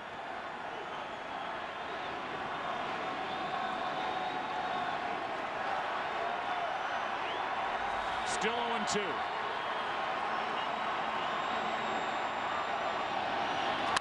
There it goes to left. How far will it carry? At the wall, it's caught, and the inning is over. Blanco was there. Peralta came close. And Cain survives the 6th, but not before Delmon Young rode 1 out to right. And on this pitch, the Tigers have tied it 3-3 into the 7th. Back after this from your local Fox station. I know that. 1 ball, 1 strike. You know, Blanco did that 3 times though last night. moved his feet, tried to slap the ball past Cabrera, who was in. He did bound it high, but Cabrera was able to make the play and throw him out. Still raining as we play here in the 7th. Tie game. Over but low. Count goes to 2-1. You saw the left-hander Drew Smyly. The right-hander is Dotel. Here's the 2-1. Shows bunt, takes a strike. Blanco trying to show off that good speed, and he can fly. He took strike 2. Good pitch from Scherzer.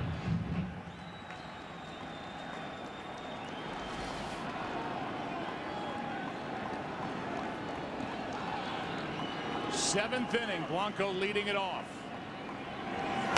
That's into right field, a base hit.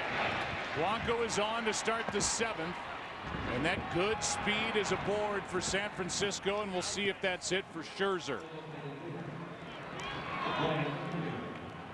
It'll bring in Ryan Theriot,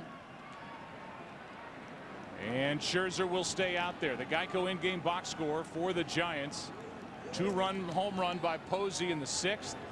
RBI triple by Brandon Belt. That happened back in the 2nd. Gave the Giants the lead. And for Belt was his first hit, let alone his first RBI. Here's Theriot. Is he going to square around? He shows that he's going to swing and does. Fouls it away.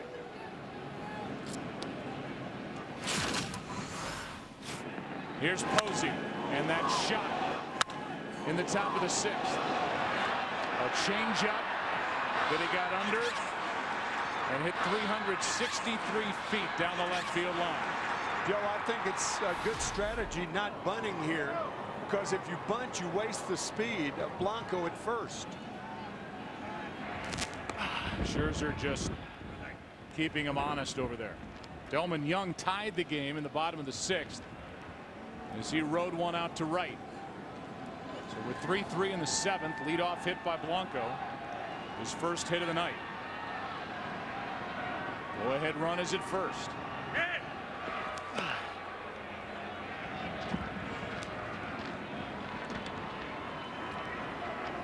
Theriot looks down at Tim Flannery, the third base coach for Bruce Bochy. Held that position for Bruce in San Diego, and now 6 years in San Francisco. 0-1 the count. Runner goes, and a ground ball to the shortstop Peralta. Only out at first, one away. Blanco had a great jump, but swinging at it was Theriot, the DH, and he grounds out. It was a hit and run. You can see Blanco peek, checking Theriot. The ball was on the ground. He had to stay there. But a hit and run that did not find a hole, and that looks like it's going to be all for Max Scherzer. Well, the left-hander Drew Smyly has been getting loose. The left-handed hitting Crawford, the shortstop, coming up. Here comes Drew. Out goes Max. And these fans appreciate his effort here tonight. Make the biggest pitches of his rookie season, trying to keep this a tie game and get Brandon Crawford with the go-ahead run at second, one out in the 7th. Giants lead 3-0. Game 4 is tied. And Smyly brings it home to Crawford. Good rip. Strike 1. While Smyly was coming in the game, Gregor Blanco went over to first base coach Roberto Kelly and talked to him. The only reason he was talking to him was, what about Smyly? Does he have any trick moves to second base? There's one out in a tie game in the 7th. Stealing third, an ideal situation, and Peralta knows that. Crawford tried to check, could not. That's strike 2. You've got the switch hitting Pagan on deck. Dotel is ready in the bullpen if they want to go that way. But how about Smyly, who got the win in game 1 of the ALCS with 2 scoreless innings at Yankee Stadium after that dramatic Raul Ibanez 9th inning, 2-out, game-tying home run off Valverde. Peralta trying to keep Blanco close. The 0-2. Just outside, ball 1.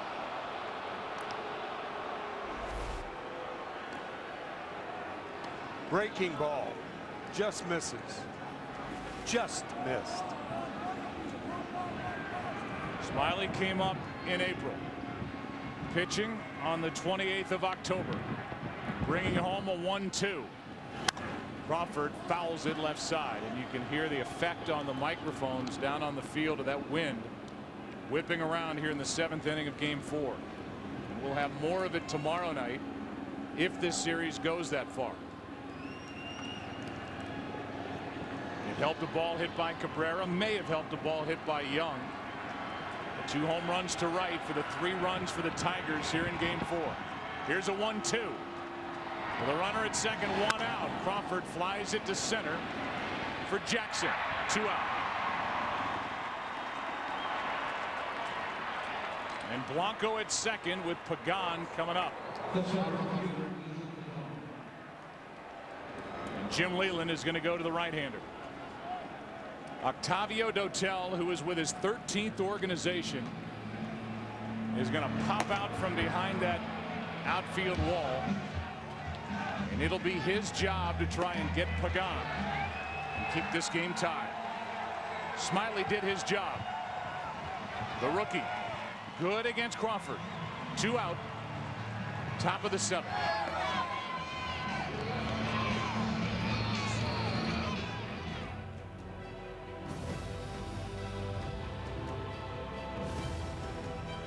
Which is 1 more than Pagan, who's 2 out of 14.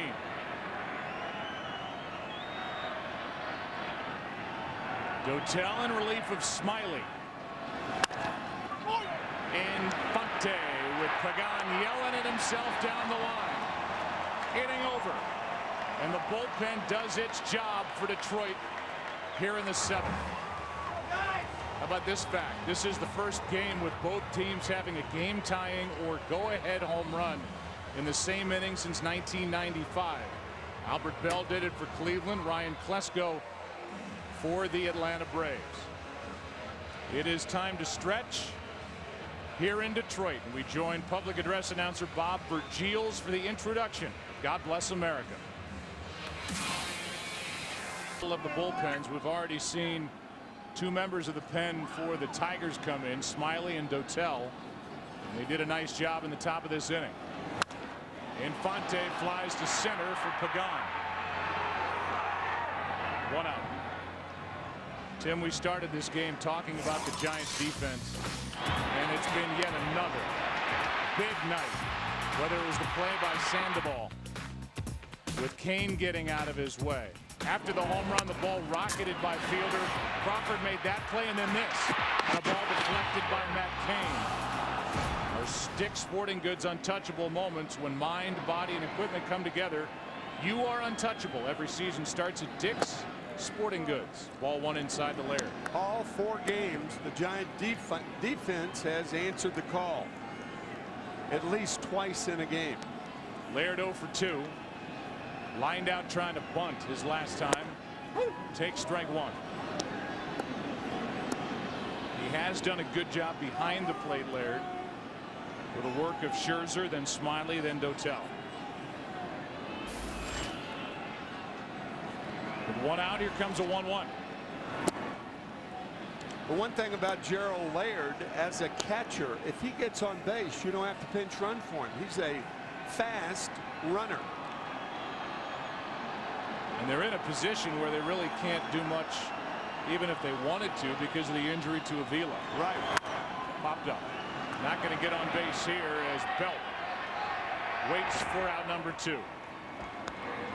Tim, if we get into a battle of the bullpens, it brings up a major hole in the bullpen for the Tigers, and that's their closer, who was perfect last year, Jose Valverde, who in a tight game just is not going to get the ball from Jim Leyland. Yeah, Rick Porcello would in all probability be a pitcher for length if it goes into extra innings, but the Tigers at a severe disadvantage.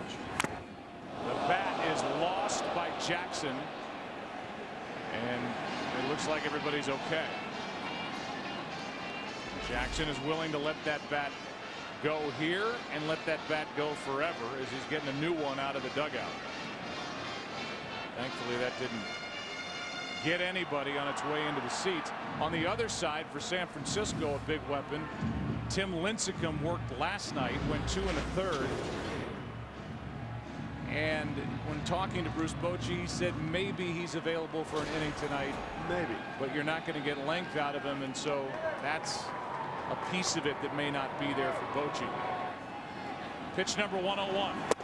In for a strike. It's 0-2. Joaquin Benoit getting loose. From a Giants standpoint, that's why it's important for Kane to finish the 7th inning. That gives them an advantage to get into the bullpen later than the Tigers did. Where they have, at this point, a better bullpen. A strikeout ends the inning, and Matt Cain has struck out 5. He's also pitched 7. We go to the 8th inning of Game 4, tied at 3. Koch is getting loose. You've got the switch hitting, and the much more powerful from the left side, Pablo Sandoval on deck. Here is a 3-0. That's a 4-pitch walk, and the go-ahead run is on to start the 8th. So Dotel, who finished off the 7th, starts the 8th inning with a walk, and Matt Cain may be finished after 7 strong innings here tonight. Here comes Pablo Sandoval, and no sign of Phil Koch. Sandoval has hit all of his home runs this postseason left-handed. One thing about Phil Koch is during the postseason he's been very effective against right-handed hitters. Right-handed hitters against the left-handed Koch are only 2 for 14. So I think that could lead Jim Leyland to have more confidence than he normally would have in him. Breaking ball is a good one from Dotel, who couldn't throw a strike to Scutaro. Sandoval is 1 away from tying 3 guys for the most hits in a single postseason. He is dealing with Dotel, and he'd love to get the ball in the air to right. And this Giants team, which hit the fewest home runs in the big leagues during the regular season, has a home run tonight from Posey.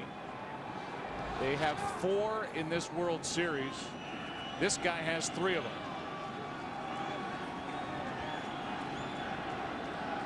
Here is a 1-1. Fouled back, strike 2.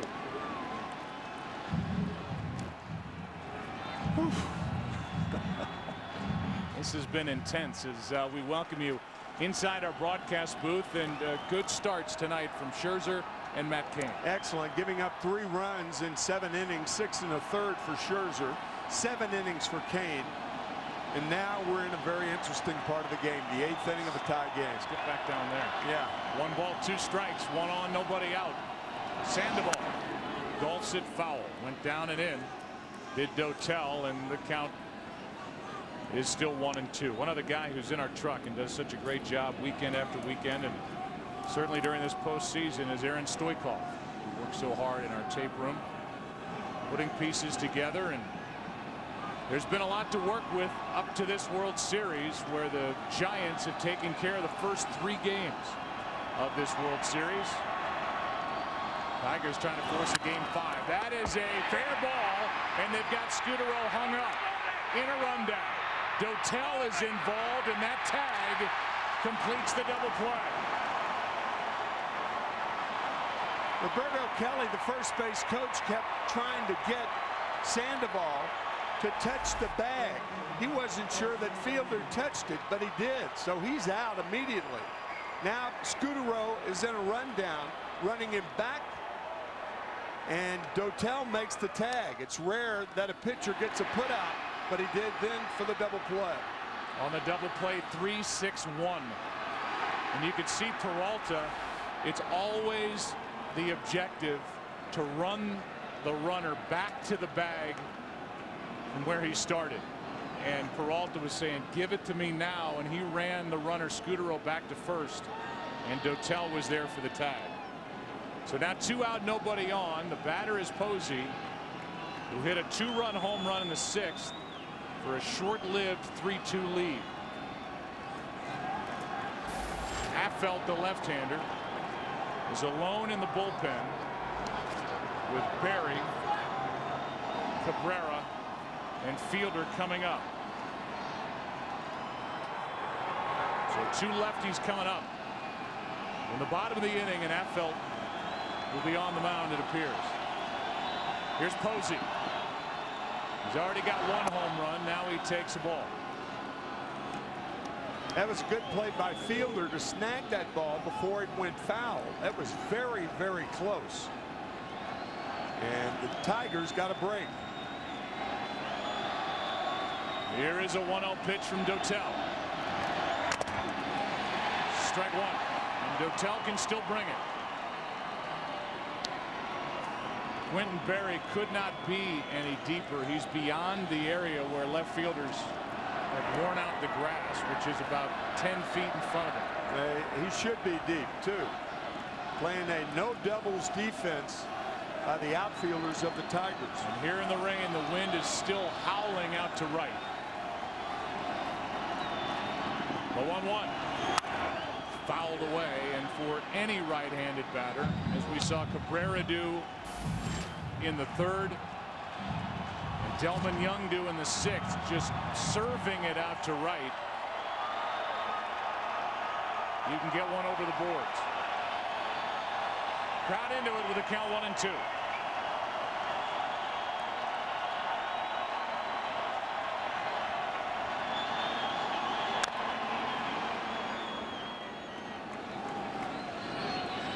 Posey struck out, fly to center, and homered against Scherzer, who won't get a decision tonight. Went 6 1/3.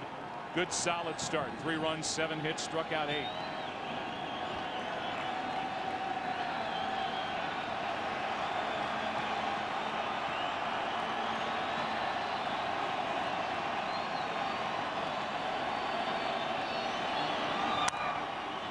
Stays alive, and Dotel hits 94. Valuable part of this bullpen, and really any bullpen that he's been a part of. 13 teams. He's got a rubber arm. He can go out there day after day. His 1-2 pitch to Buster Posey. Upstairs, 2-2. Talked about Dotel being part of that Cardinal team last year that won the World Championship. And Jim Leyland talking to his good buddy Tony La Russa about Dotel. La Russa loved him, and so does Leyland.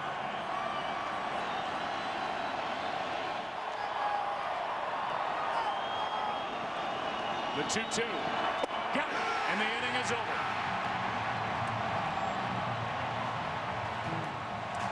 Dotel gets around the leadoff walk. He was pumped. Big bats coming for the Tigers. Down 3 games to nothing. Tie game. Bottom of the 8th. The left-hander.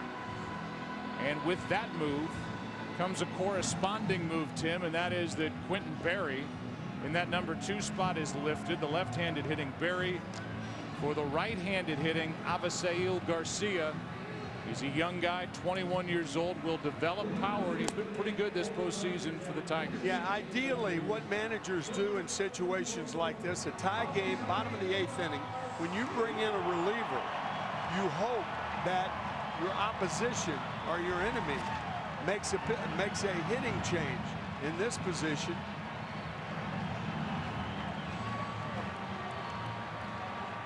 Quentin Berry out of there.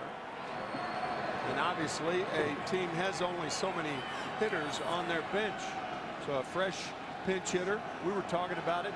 I mean, Bruce Bochy did have the option of Santiago Casilla facing Berry, but chose this one. And so then the matchup would be Berry against Casilla. Instead, it's a left-hander Affeldt against Garcia. And the rookie who came up the very end of August, the minor league player of the year for the Tigers, just 21 years old. is at the plate, the 1-0. 1 ball, 1 strike from Affeldt, the left-hander who throws hard, and he is the first out of the pen for the Giants. 7 strong innings by Matt Cain. 3 runs, 5 hits, struck out 5, walked 2, and allowed 2 home runs with that wind blowing out to right. Jeremy Affeldt about as effective against right-handed hitters as he is left-handers. A late swing and a miss, strike 2. Meanwhile, the guy on deck, Miguel Cabrera, hit 40 of his regular season home runs, the 44 total against right-handed pitching. He does have 1 off a lefty, Sabathia, this postseason. Here comes a 1-2. 2-2. This is a weapon for Bruce Bochy, that good bullpen. Affeldt, one of 3 left-handers Bochy has to use to go along with 5 right-handers.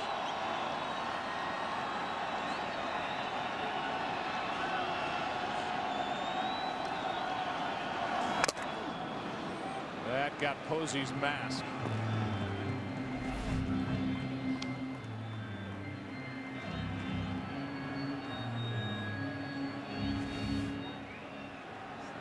Posey came out of that foul tip smiling.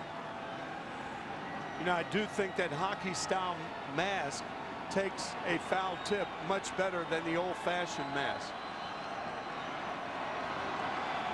Becoming more and more popular with catchers. 2-2 the count, and the rookie Garcia steps out. Some call Avisail Garcia Baby Cabrera because he's about the same size height-wise. He's not as thick as Cabrera. But if Baby Cabrera is on deck, the real deal, rather Baby Cabrera is at the plate, the real deal, and the Triple Crown winner waits on deck. Here comes a 2-2 pitch. Garcia down and in, barely missed a full count.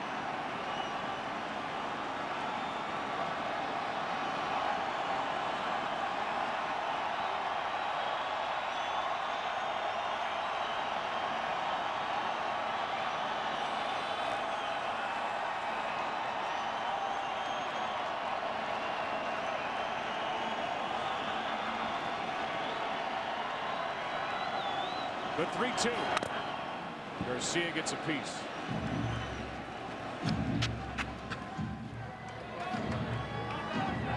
Avisail Garcia could help get a start tomorrow night. He would be in the lineup against Zito if this World Series continues. How about the series for this Giants bullpen? Dominant. Giants looking for a sweep. Tigers looking for game 5. 3-2 pitch. A leadoff walk.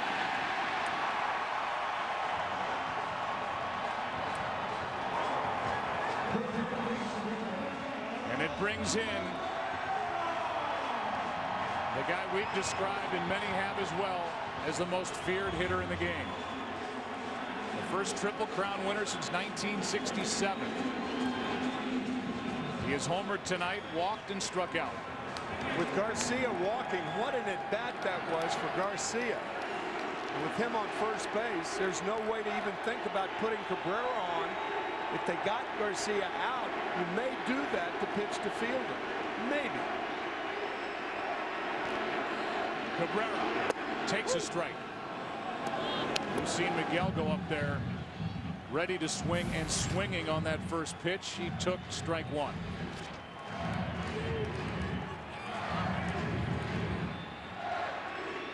Avisail Garcia is a big-bodied outfielder, but he can run. That big outfield, he may get a chance to. Fouled back, strike 2. With the MVP chant as he waits for pitches. In a 2-man race for that honor in the American League with Mike Trout. A young, brilliant outfielder for the Angels.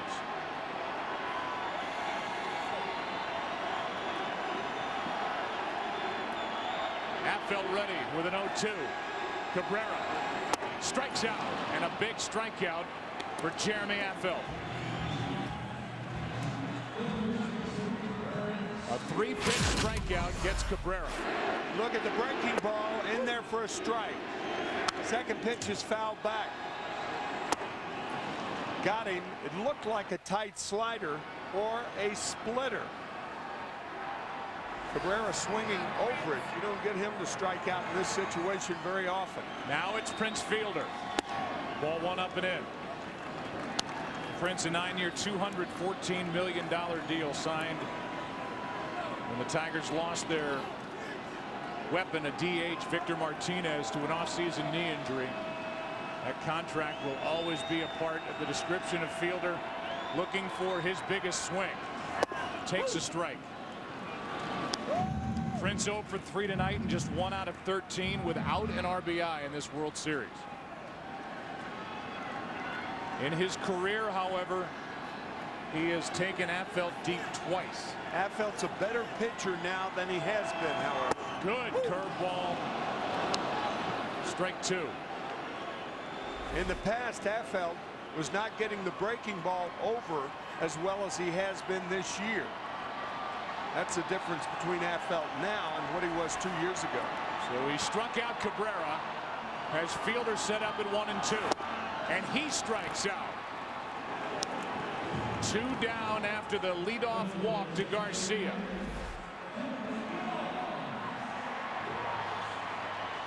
A walk and 2 strikeouts. And we'll see if Affeldt gets to face Delman Young or if a pitching change is made. I think the fact that he got Cabrera out means that he faces Delman Young. How about the way he pitched Cabrera, Fielder? Yeah.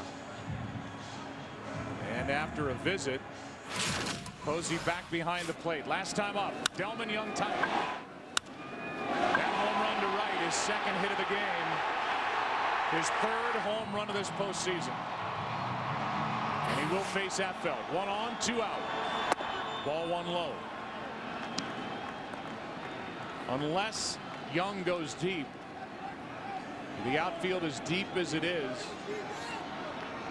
the game could still be tied no matter what, with a left-handed hitting Dirks on deck. 2 out in the inning. The 1-0. Fouled away, a ball and a strike. Yeah, that's why you play that no doubles defense. You play deeper than you normally would, keeping everything in front of you and making that runner at first base, or making the Tigers get 2 hits to beat you or to go ahead of you. In the 9th for San Francisco, Pence, Belt, and Blanco will be the hitters. Here's a 1-1. That missed.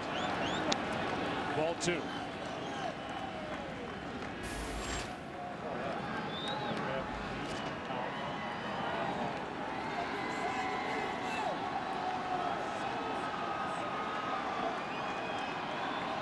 One on, 2 out, 2-1 pitch. Slashed foul, and Young broke his bat. So the count's 2-2.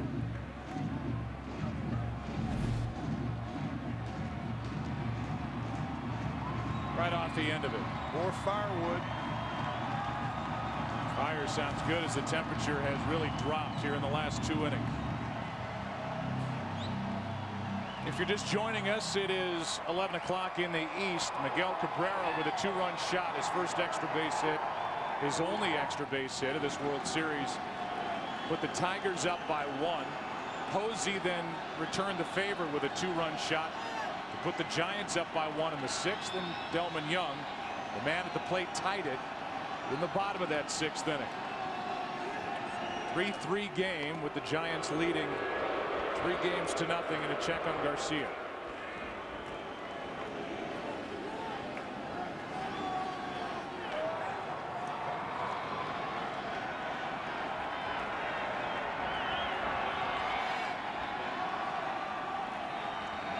Pitch struck him out, and what a job by Jeremy Affeldt.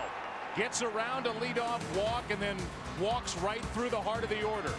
Strikes out Cabrera, strikes out Fielder, and gets Delmon Young. That sends us 3-3 into the 9th inning of Game 4.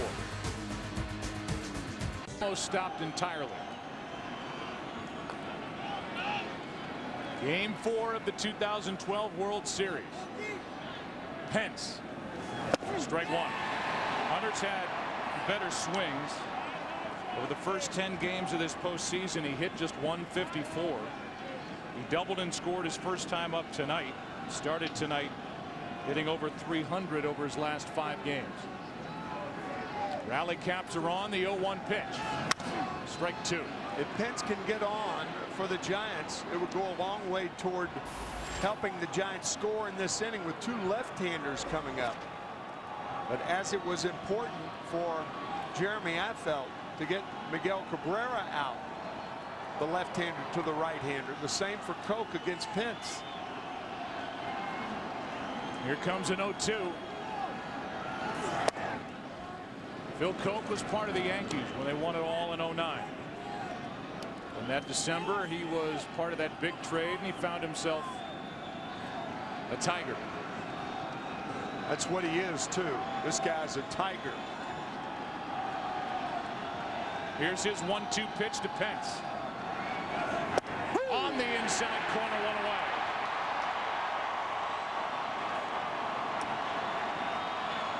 Hunter Pence had no chance on this pitch. Inside corner. Affeldt striking out 3 after the walk to Garcia. And now the first batter that Koch faces, he strikes out. Here's Brandon Belt.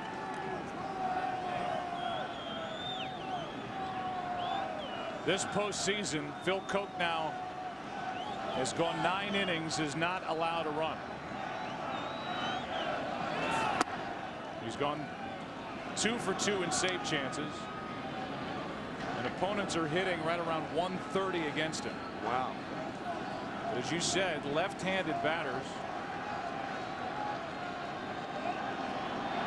This is the specialty of Koch.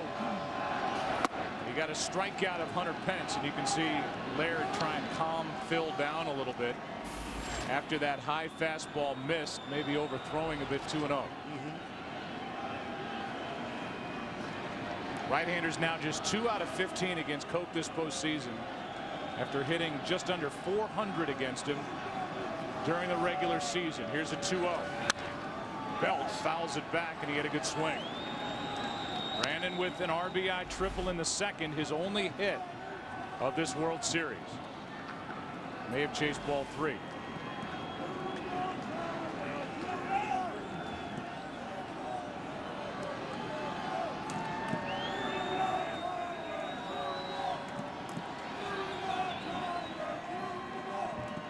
The 2-1. Fouled back, another good swing, but the count is even, 2-2. That was a good swing and a better pitch. It's down more than the 2-0 pitch.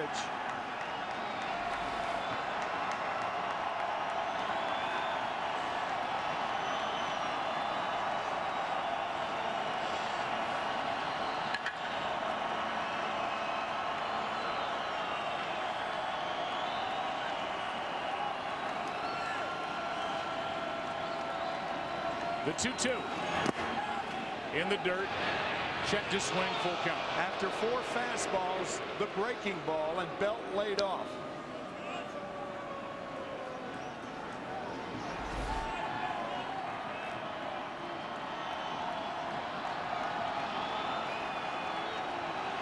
And no doubt he held up. A full count with Blanco on deck.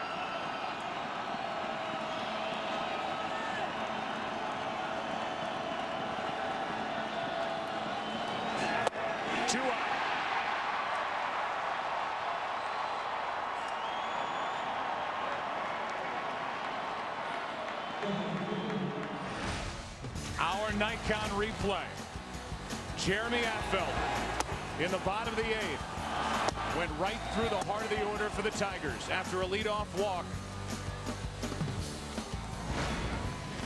He got Cabrera, Fielder, and Young, and now Phil Koch's trying to match him, and he struck out all 6 batters he's faced in this World Series. Here's Blanco. Strike one. Coke throwing hard, 95.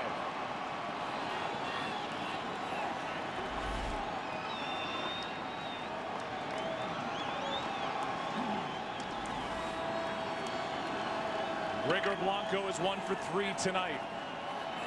1 home run this postseason, 5 during the regular season. The Tigers will have Dirks, Peralta, and Infante.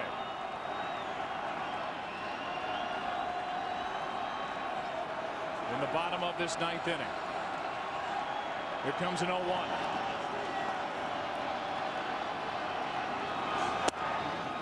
One ball, one strike.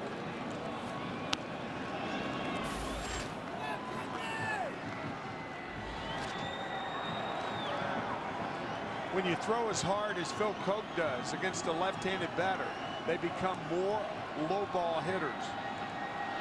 Blanco can pull the low pitch, not the high one. The 1-1. Strike 2. And now Coke can strike out the side to send his team flying off the field into the bottom of this 9th inning, trying to avoid a sweep.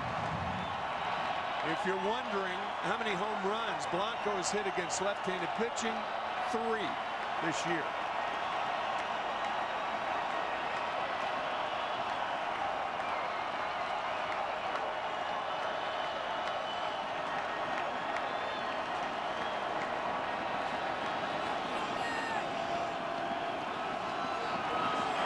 Struck out the side.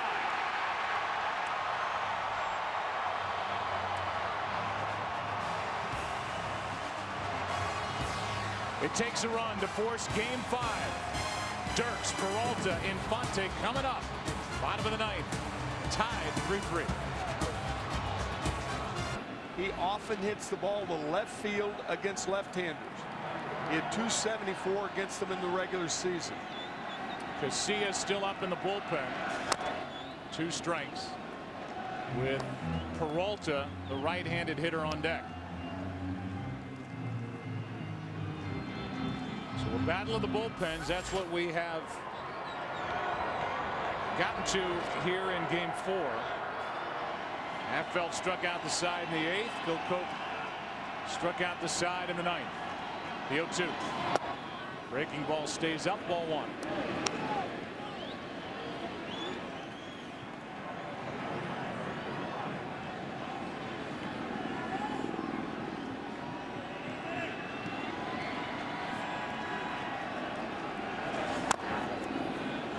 Dirks now in battle mode with 2 strikes. We've seen Affeldt talk to himself a lot while he's out there pitching. Seen a lot of hitters do that too when he's pitching. This guy's tough on left-handers. Fastball in tight, sweeping breaking ball away.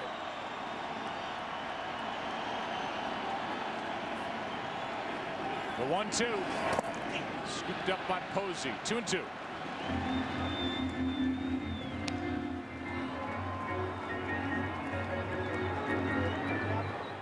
Bochy and Righetti have a decision to make after Dirks, unless he ends the night.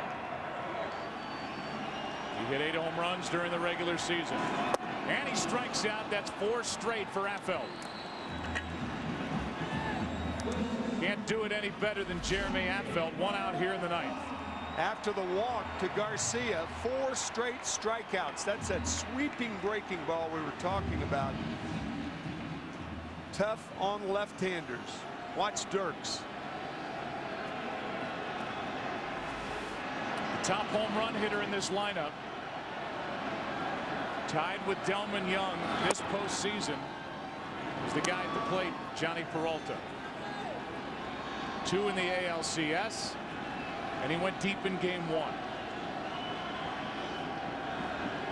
Here's a 1-0. Outside, 2-0. Only 1 hit for Peralta in this World Series. He's 1 for 14. That was that home run that Joe was talking about. He hit that off George Contos, the right-hander. And then Affeldt finished the game. An 8-3 win for the Giants. 2-0. High fly ball into left center.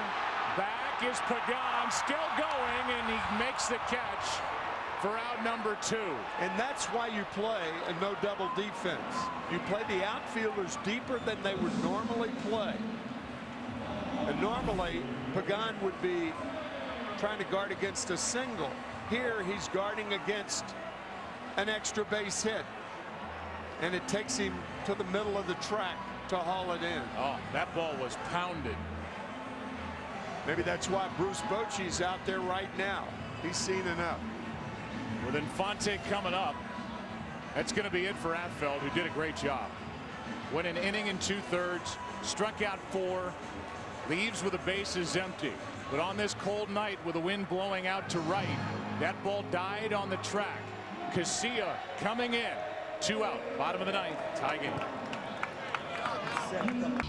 Relieves Affeldt and has the bases empty, 2 out. The Giants bullpen can left-right you much better than the Detroit bullpen.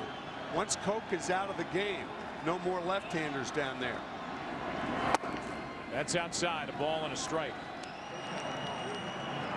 Right now, the bullpen for Jim Leyland has Porcello, Valverde, Al Albuquerque, and Joaquin Benoit. Looks like Koch would go back out for the 10th if we go there. Infante takes outside, 2-1.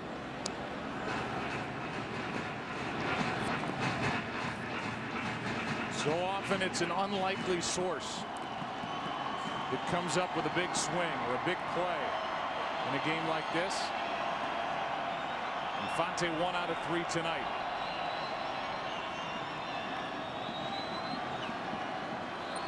Here's a 2-1. Oh, and that got him on the hand or wrist.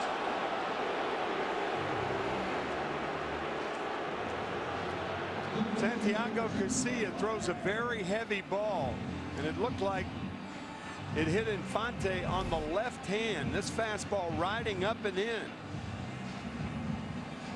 Oh boy. Oh man, we've heard of that hammock bone so many times. Let's listen.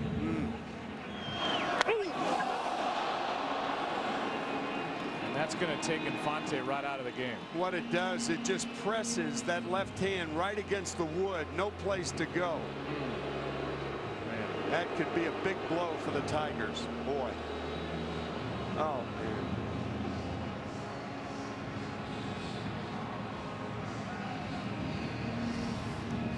So the Tigers are going to need to find somebody to run. They've got Ramon Santiago, who will be called on to likely go out and take over defensively as well. Danny Worth is down there, and it's going to be Worth. Yeah, Santiago is not a fast runner.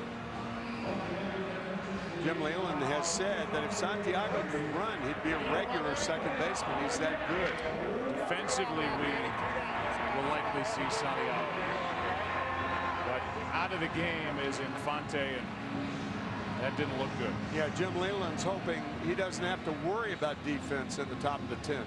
Laird will be the hitter. He's 0 for 3 and 1 out of 19 this postseason. Hitless in this World Series. Pablo Sandoval still on the line at third base to protect against the extra base hit.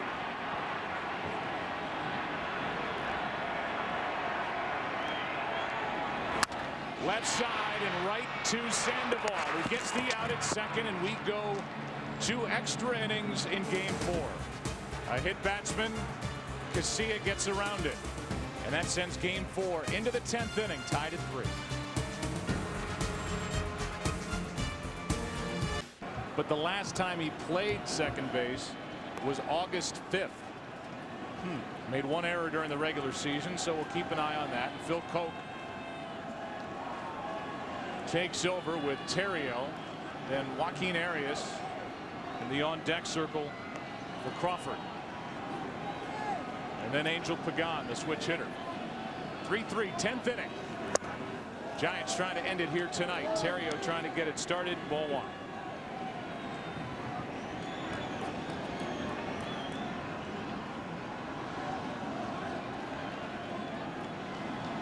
Phil Koch struck out the side in the 9th. Second inning of work. And a little fly ball into right field. That's going to drop. And the leadoff man is on for the Giants here in the 10th. And now Brandon Crawford will go back into the on-deck circle. And Arias is called back to the dugout. Yeah, you thought that Bruce Bochy would do that. His first game as the DH in his career. And he gets a hit as the leadoff batter here in the 10th inning. Crawford certainly up there to bunt. But if Coke gets 2 strikes on him, you wonder what Bruce Bochy will put on then. Will you let Crawford hit or bunt again? We'll see. Trying to get the potential World Series winning run into scoring position in the 10th. Crawford.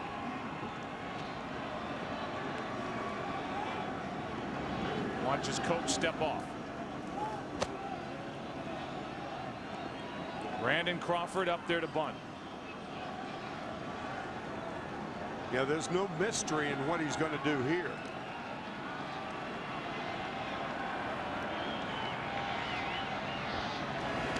And the bunt is perfect. Coke makes the play at first, down to second. Theriot, 1 out.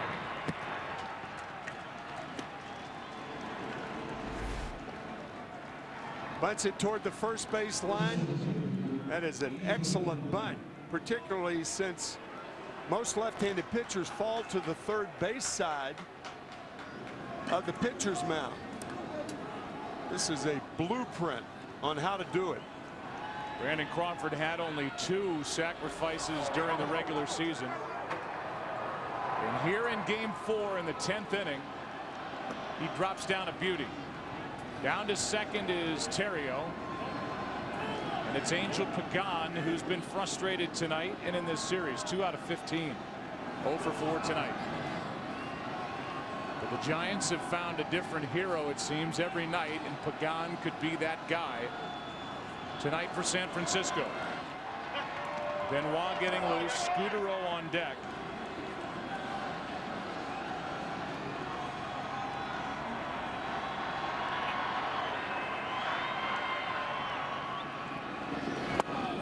Breaking ball. Pagan went around. Strike 1.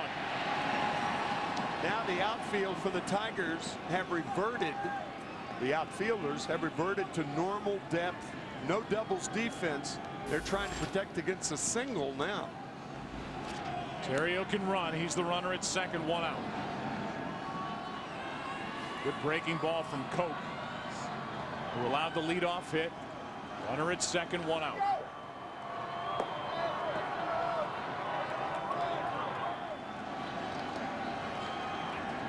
Here's the 0-1.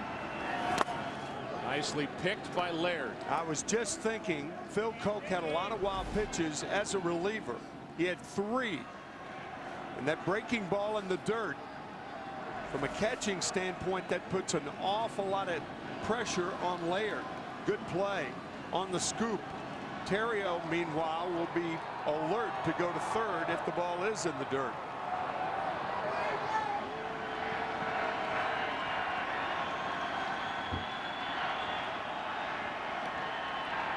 Here's a 1-1. Chopper to third, foul, strike 2.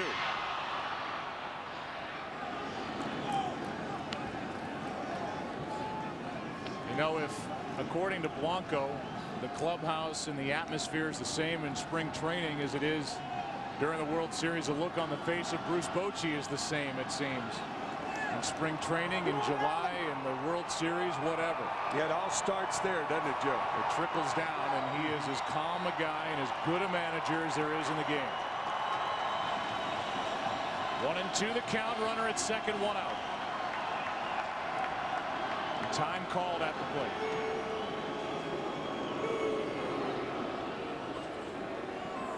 Pagan traded to the Giants from the Mets. A free agent to be. He's driven in 6 runs this postseason, none in the World Series.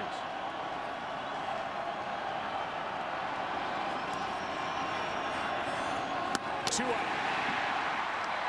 And a backswing, excuse me, Joe, a backswing hit Gerald Laird. If something happened to Gerald Laird, then Alex Avila could catch There's the backswing, hit him right in the head. Gerald appears to be okay.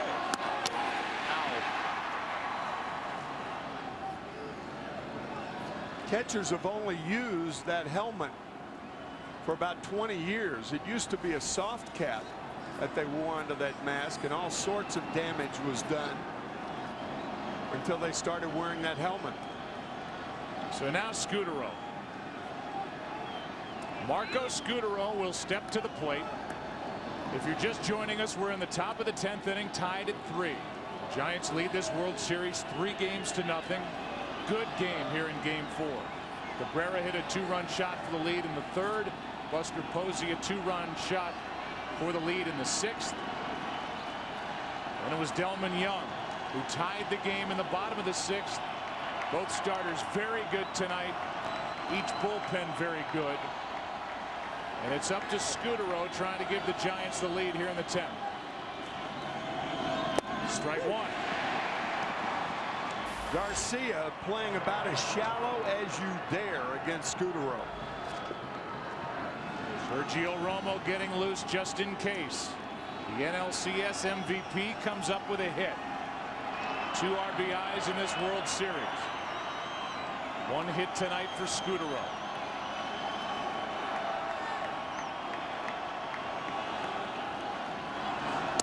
Way outside to a hitter who coming into tonight sitting 7-14 with runners in scoring position this postseason. That's still the case.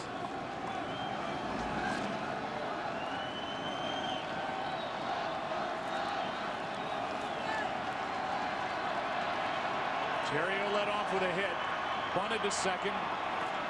Pagan struck out. And now the 1-1. Ball 2. On deck is Sandoval. In the bullpen, Benoit. As the Tigers have to throw it all out there to try and force a game 5 tomorrow night. Sudden death for Detroit tonight.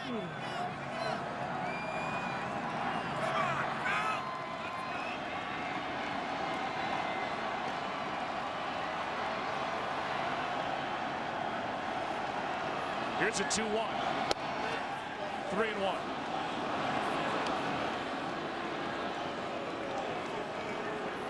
The switch hitter Sandoval, as we said last time, has all of his home runs this postseason batting left-handed.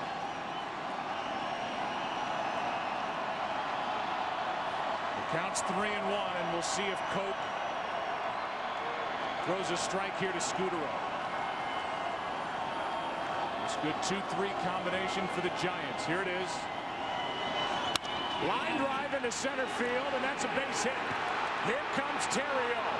The throw, not in time. Scutaro delivers, and the Giants lead 4-3 in the 10th.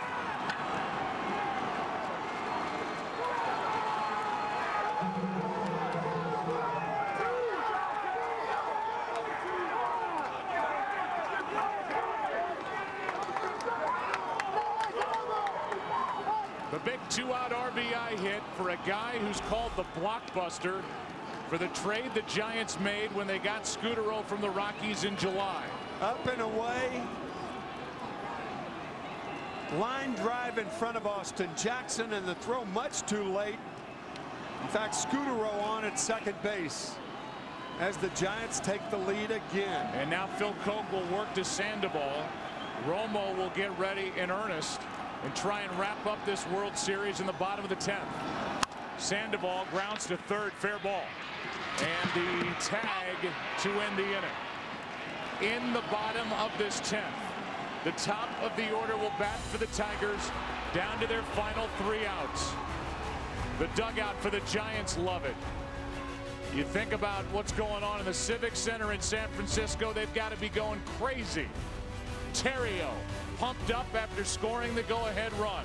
Scutaro, the big RBI, back after this with the bottom of the 10th. To right-handed batters. So if you're a right-handed batter, you look for the slider away.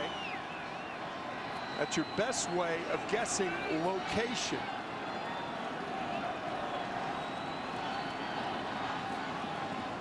Romo with 2 saves in this World Series.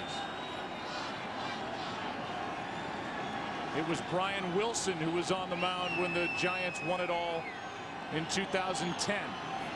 Now it's Romo. And his first to Jackson. Slider, strike one. Jackson tonight 0 for 3 with a walk and a run scored.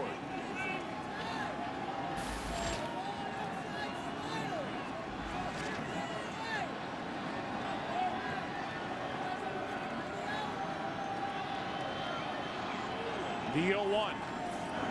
Outside, you saw Don Kelly, who is in the on-deck circle. He will bat for Garcia. And then Miguel Cabrera. Larry Baer, the president and CEO of the Giants. His team 3 outs away. Here comes a 1-1 from Romo.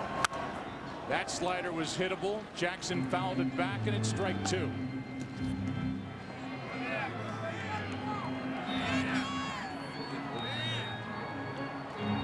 There's no setting up the hitter.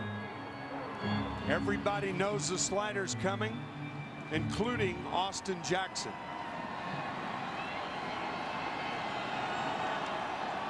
Last night, Romo got the save with a 1-2-3 ninth in a 2-0 game. Protecting a 1-run lead tonight. The 1-2. Struck him out, 1 away. Out of the strike zone away, the perfect 1-2 pitch by Romo.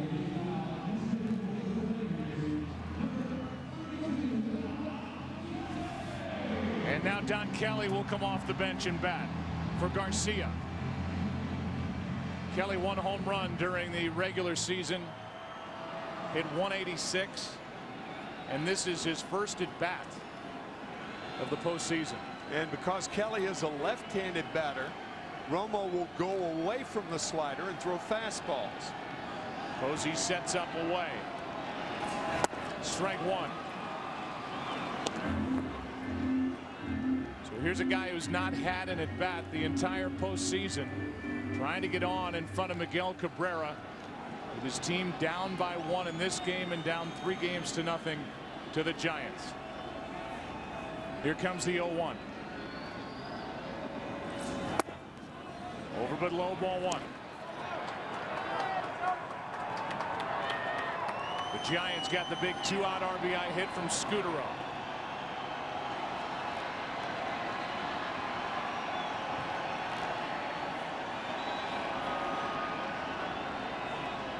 Here's a 1-1. Checked his swing on ball 2.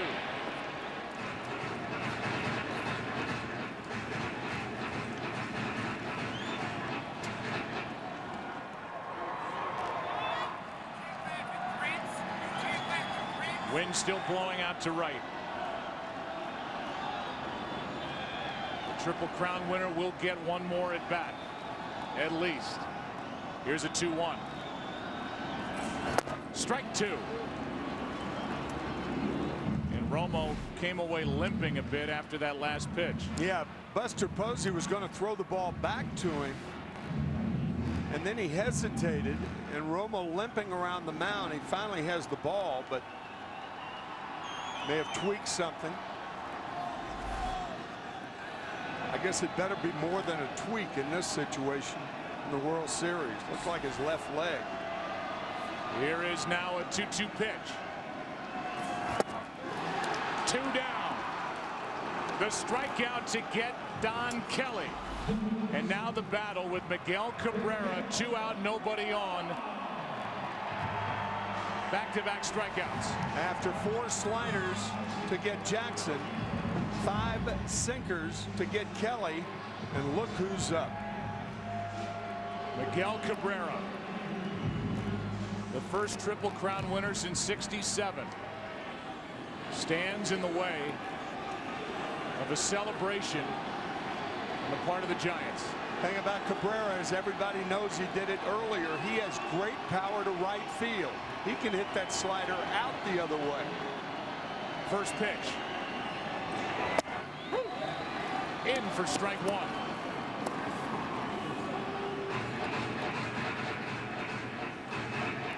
Sergio Romo, who got the final outs in the division series in Cincinnati, with a potential winning run at the plate, getting Bruce and then rolling, trying to wrap up the World Series, the 0-1. 1 ball, 1 strike. Romo said after that he'll never forget what it was like to allow his teammates to celebrate. Moving on to the NLCS. Well, now he has a chance to save this game and win the World Series. The 1-1. 1 strike away.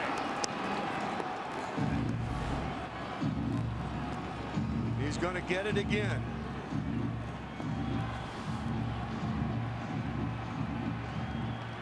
Cabrera and the Tigers down to their final strike.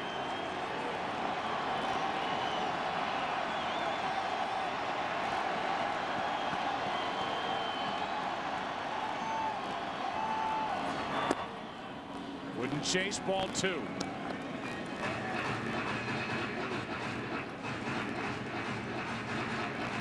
Prince Fielder on deck, but all eyes on Cabrera.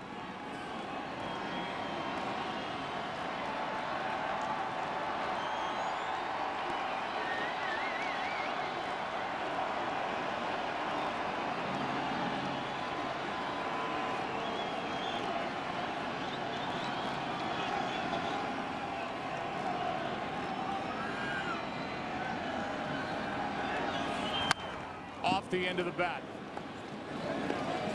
And a 2-2 count remains.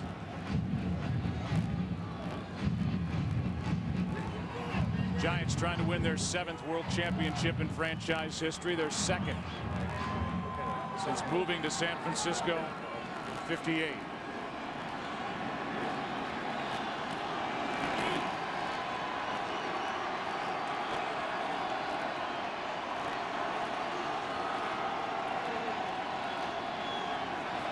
Again, the 2-2 pitch. Got him looking, and the Giants have won it all.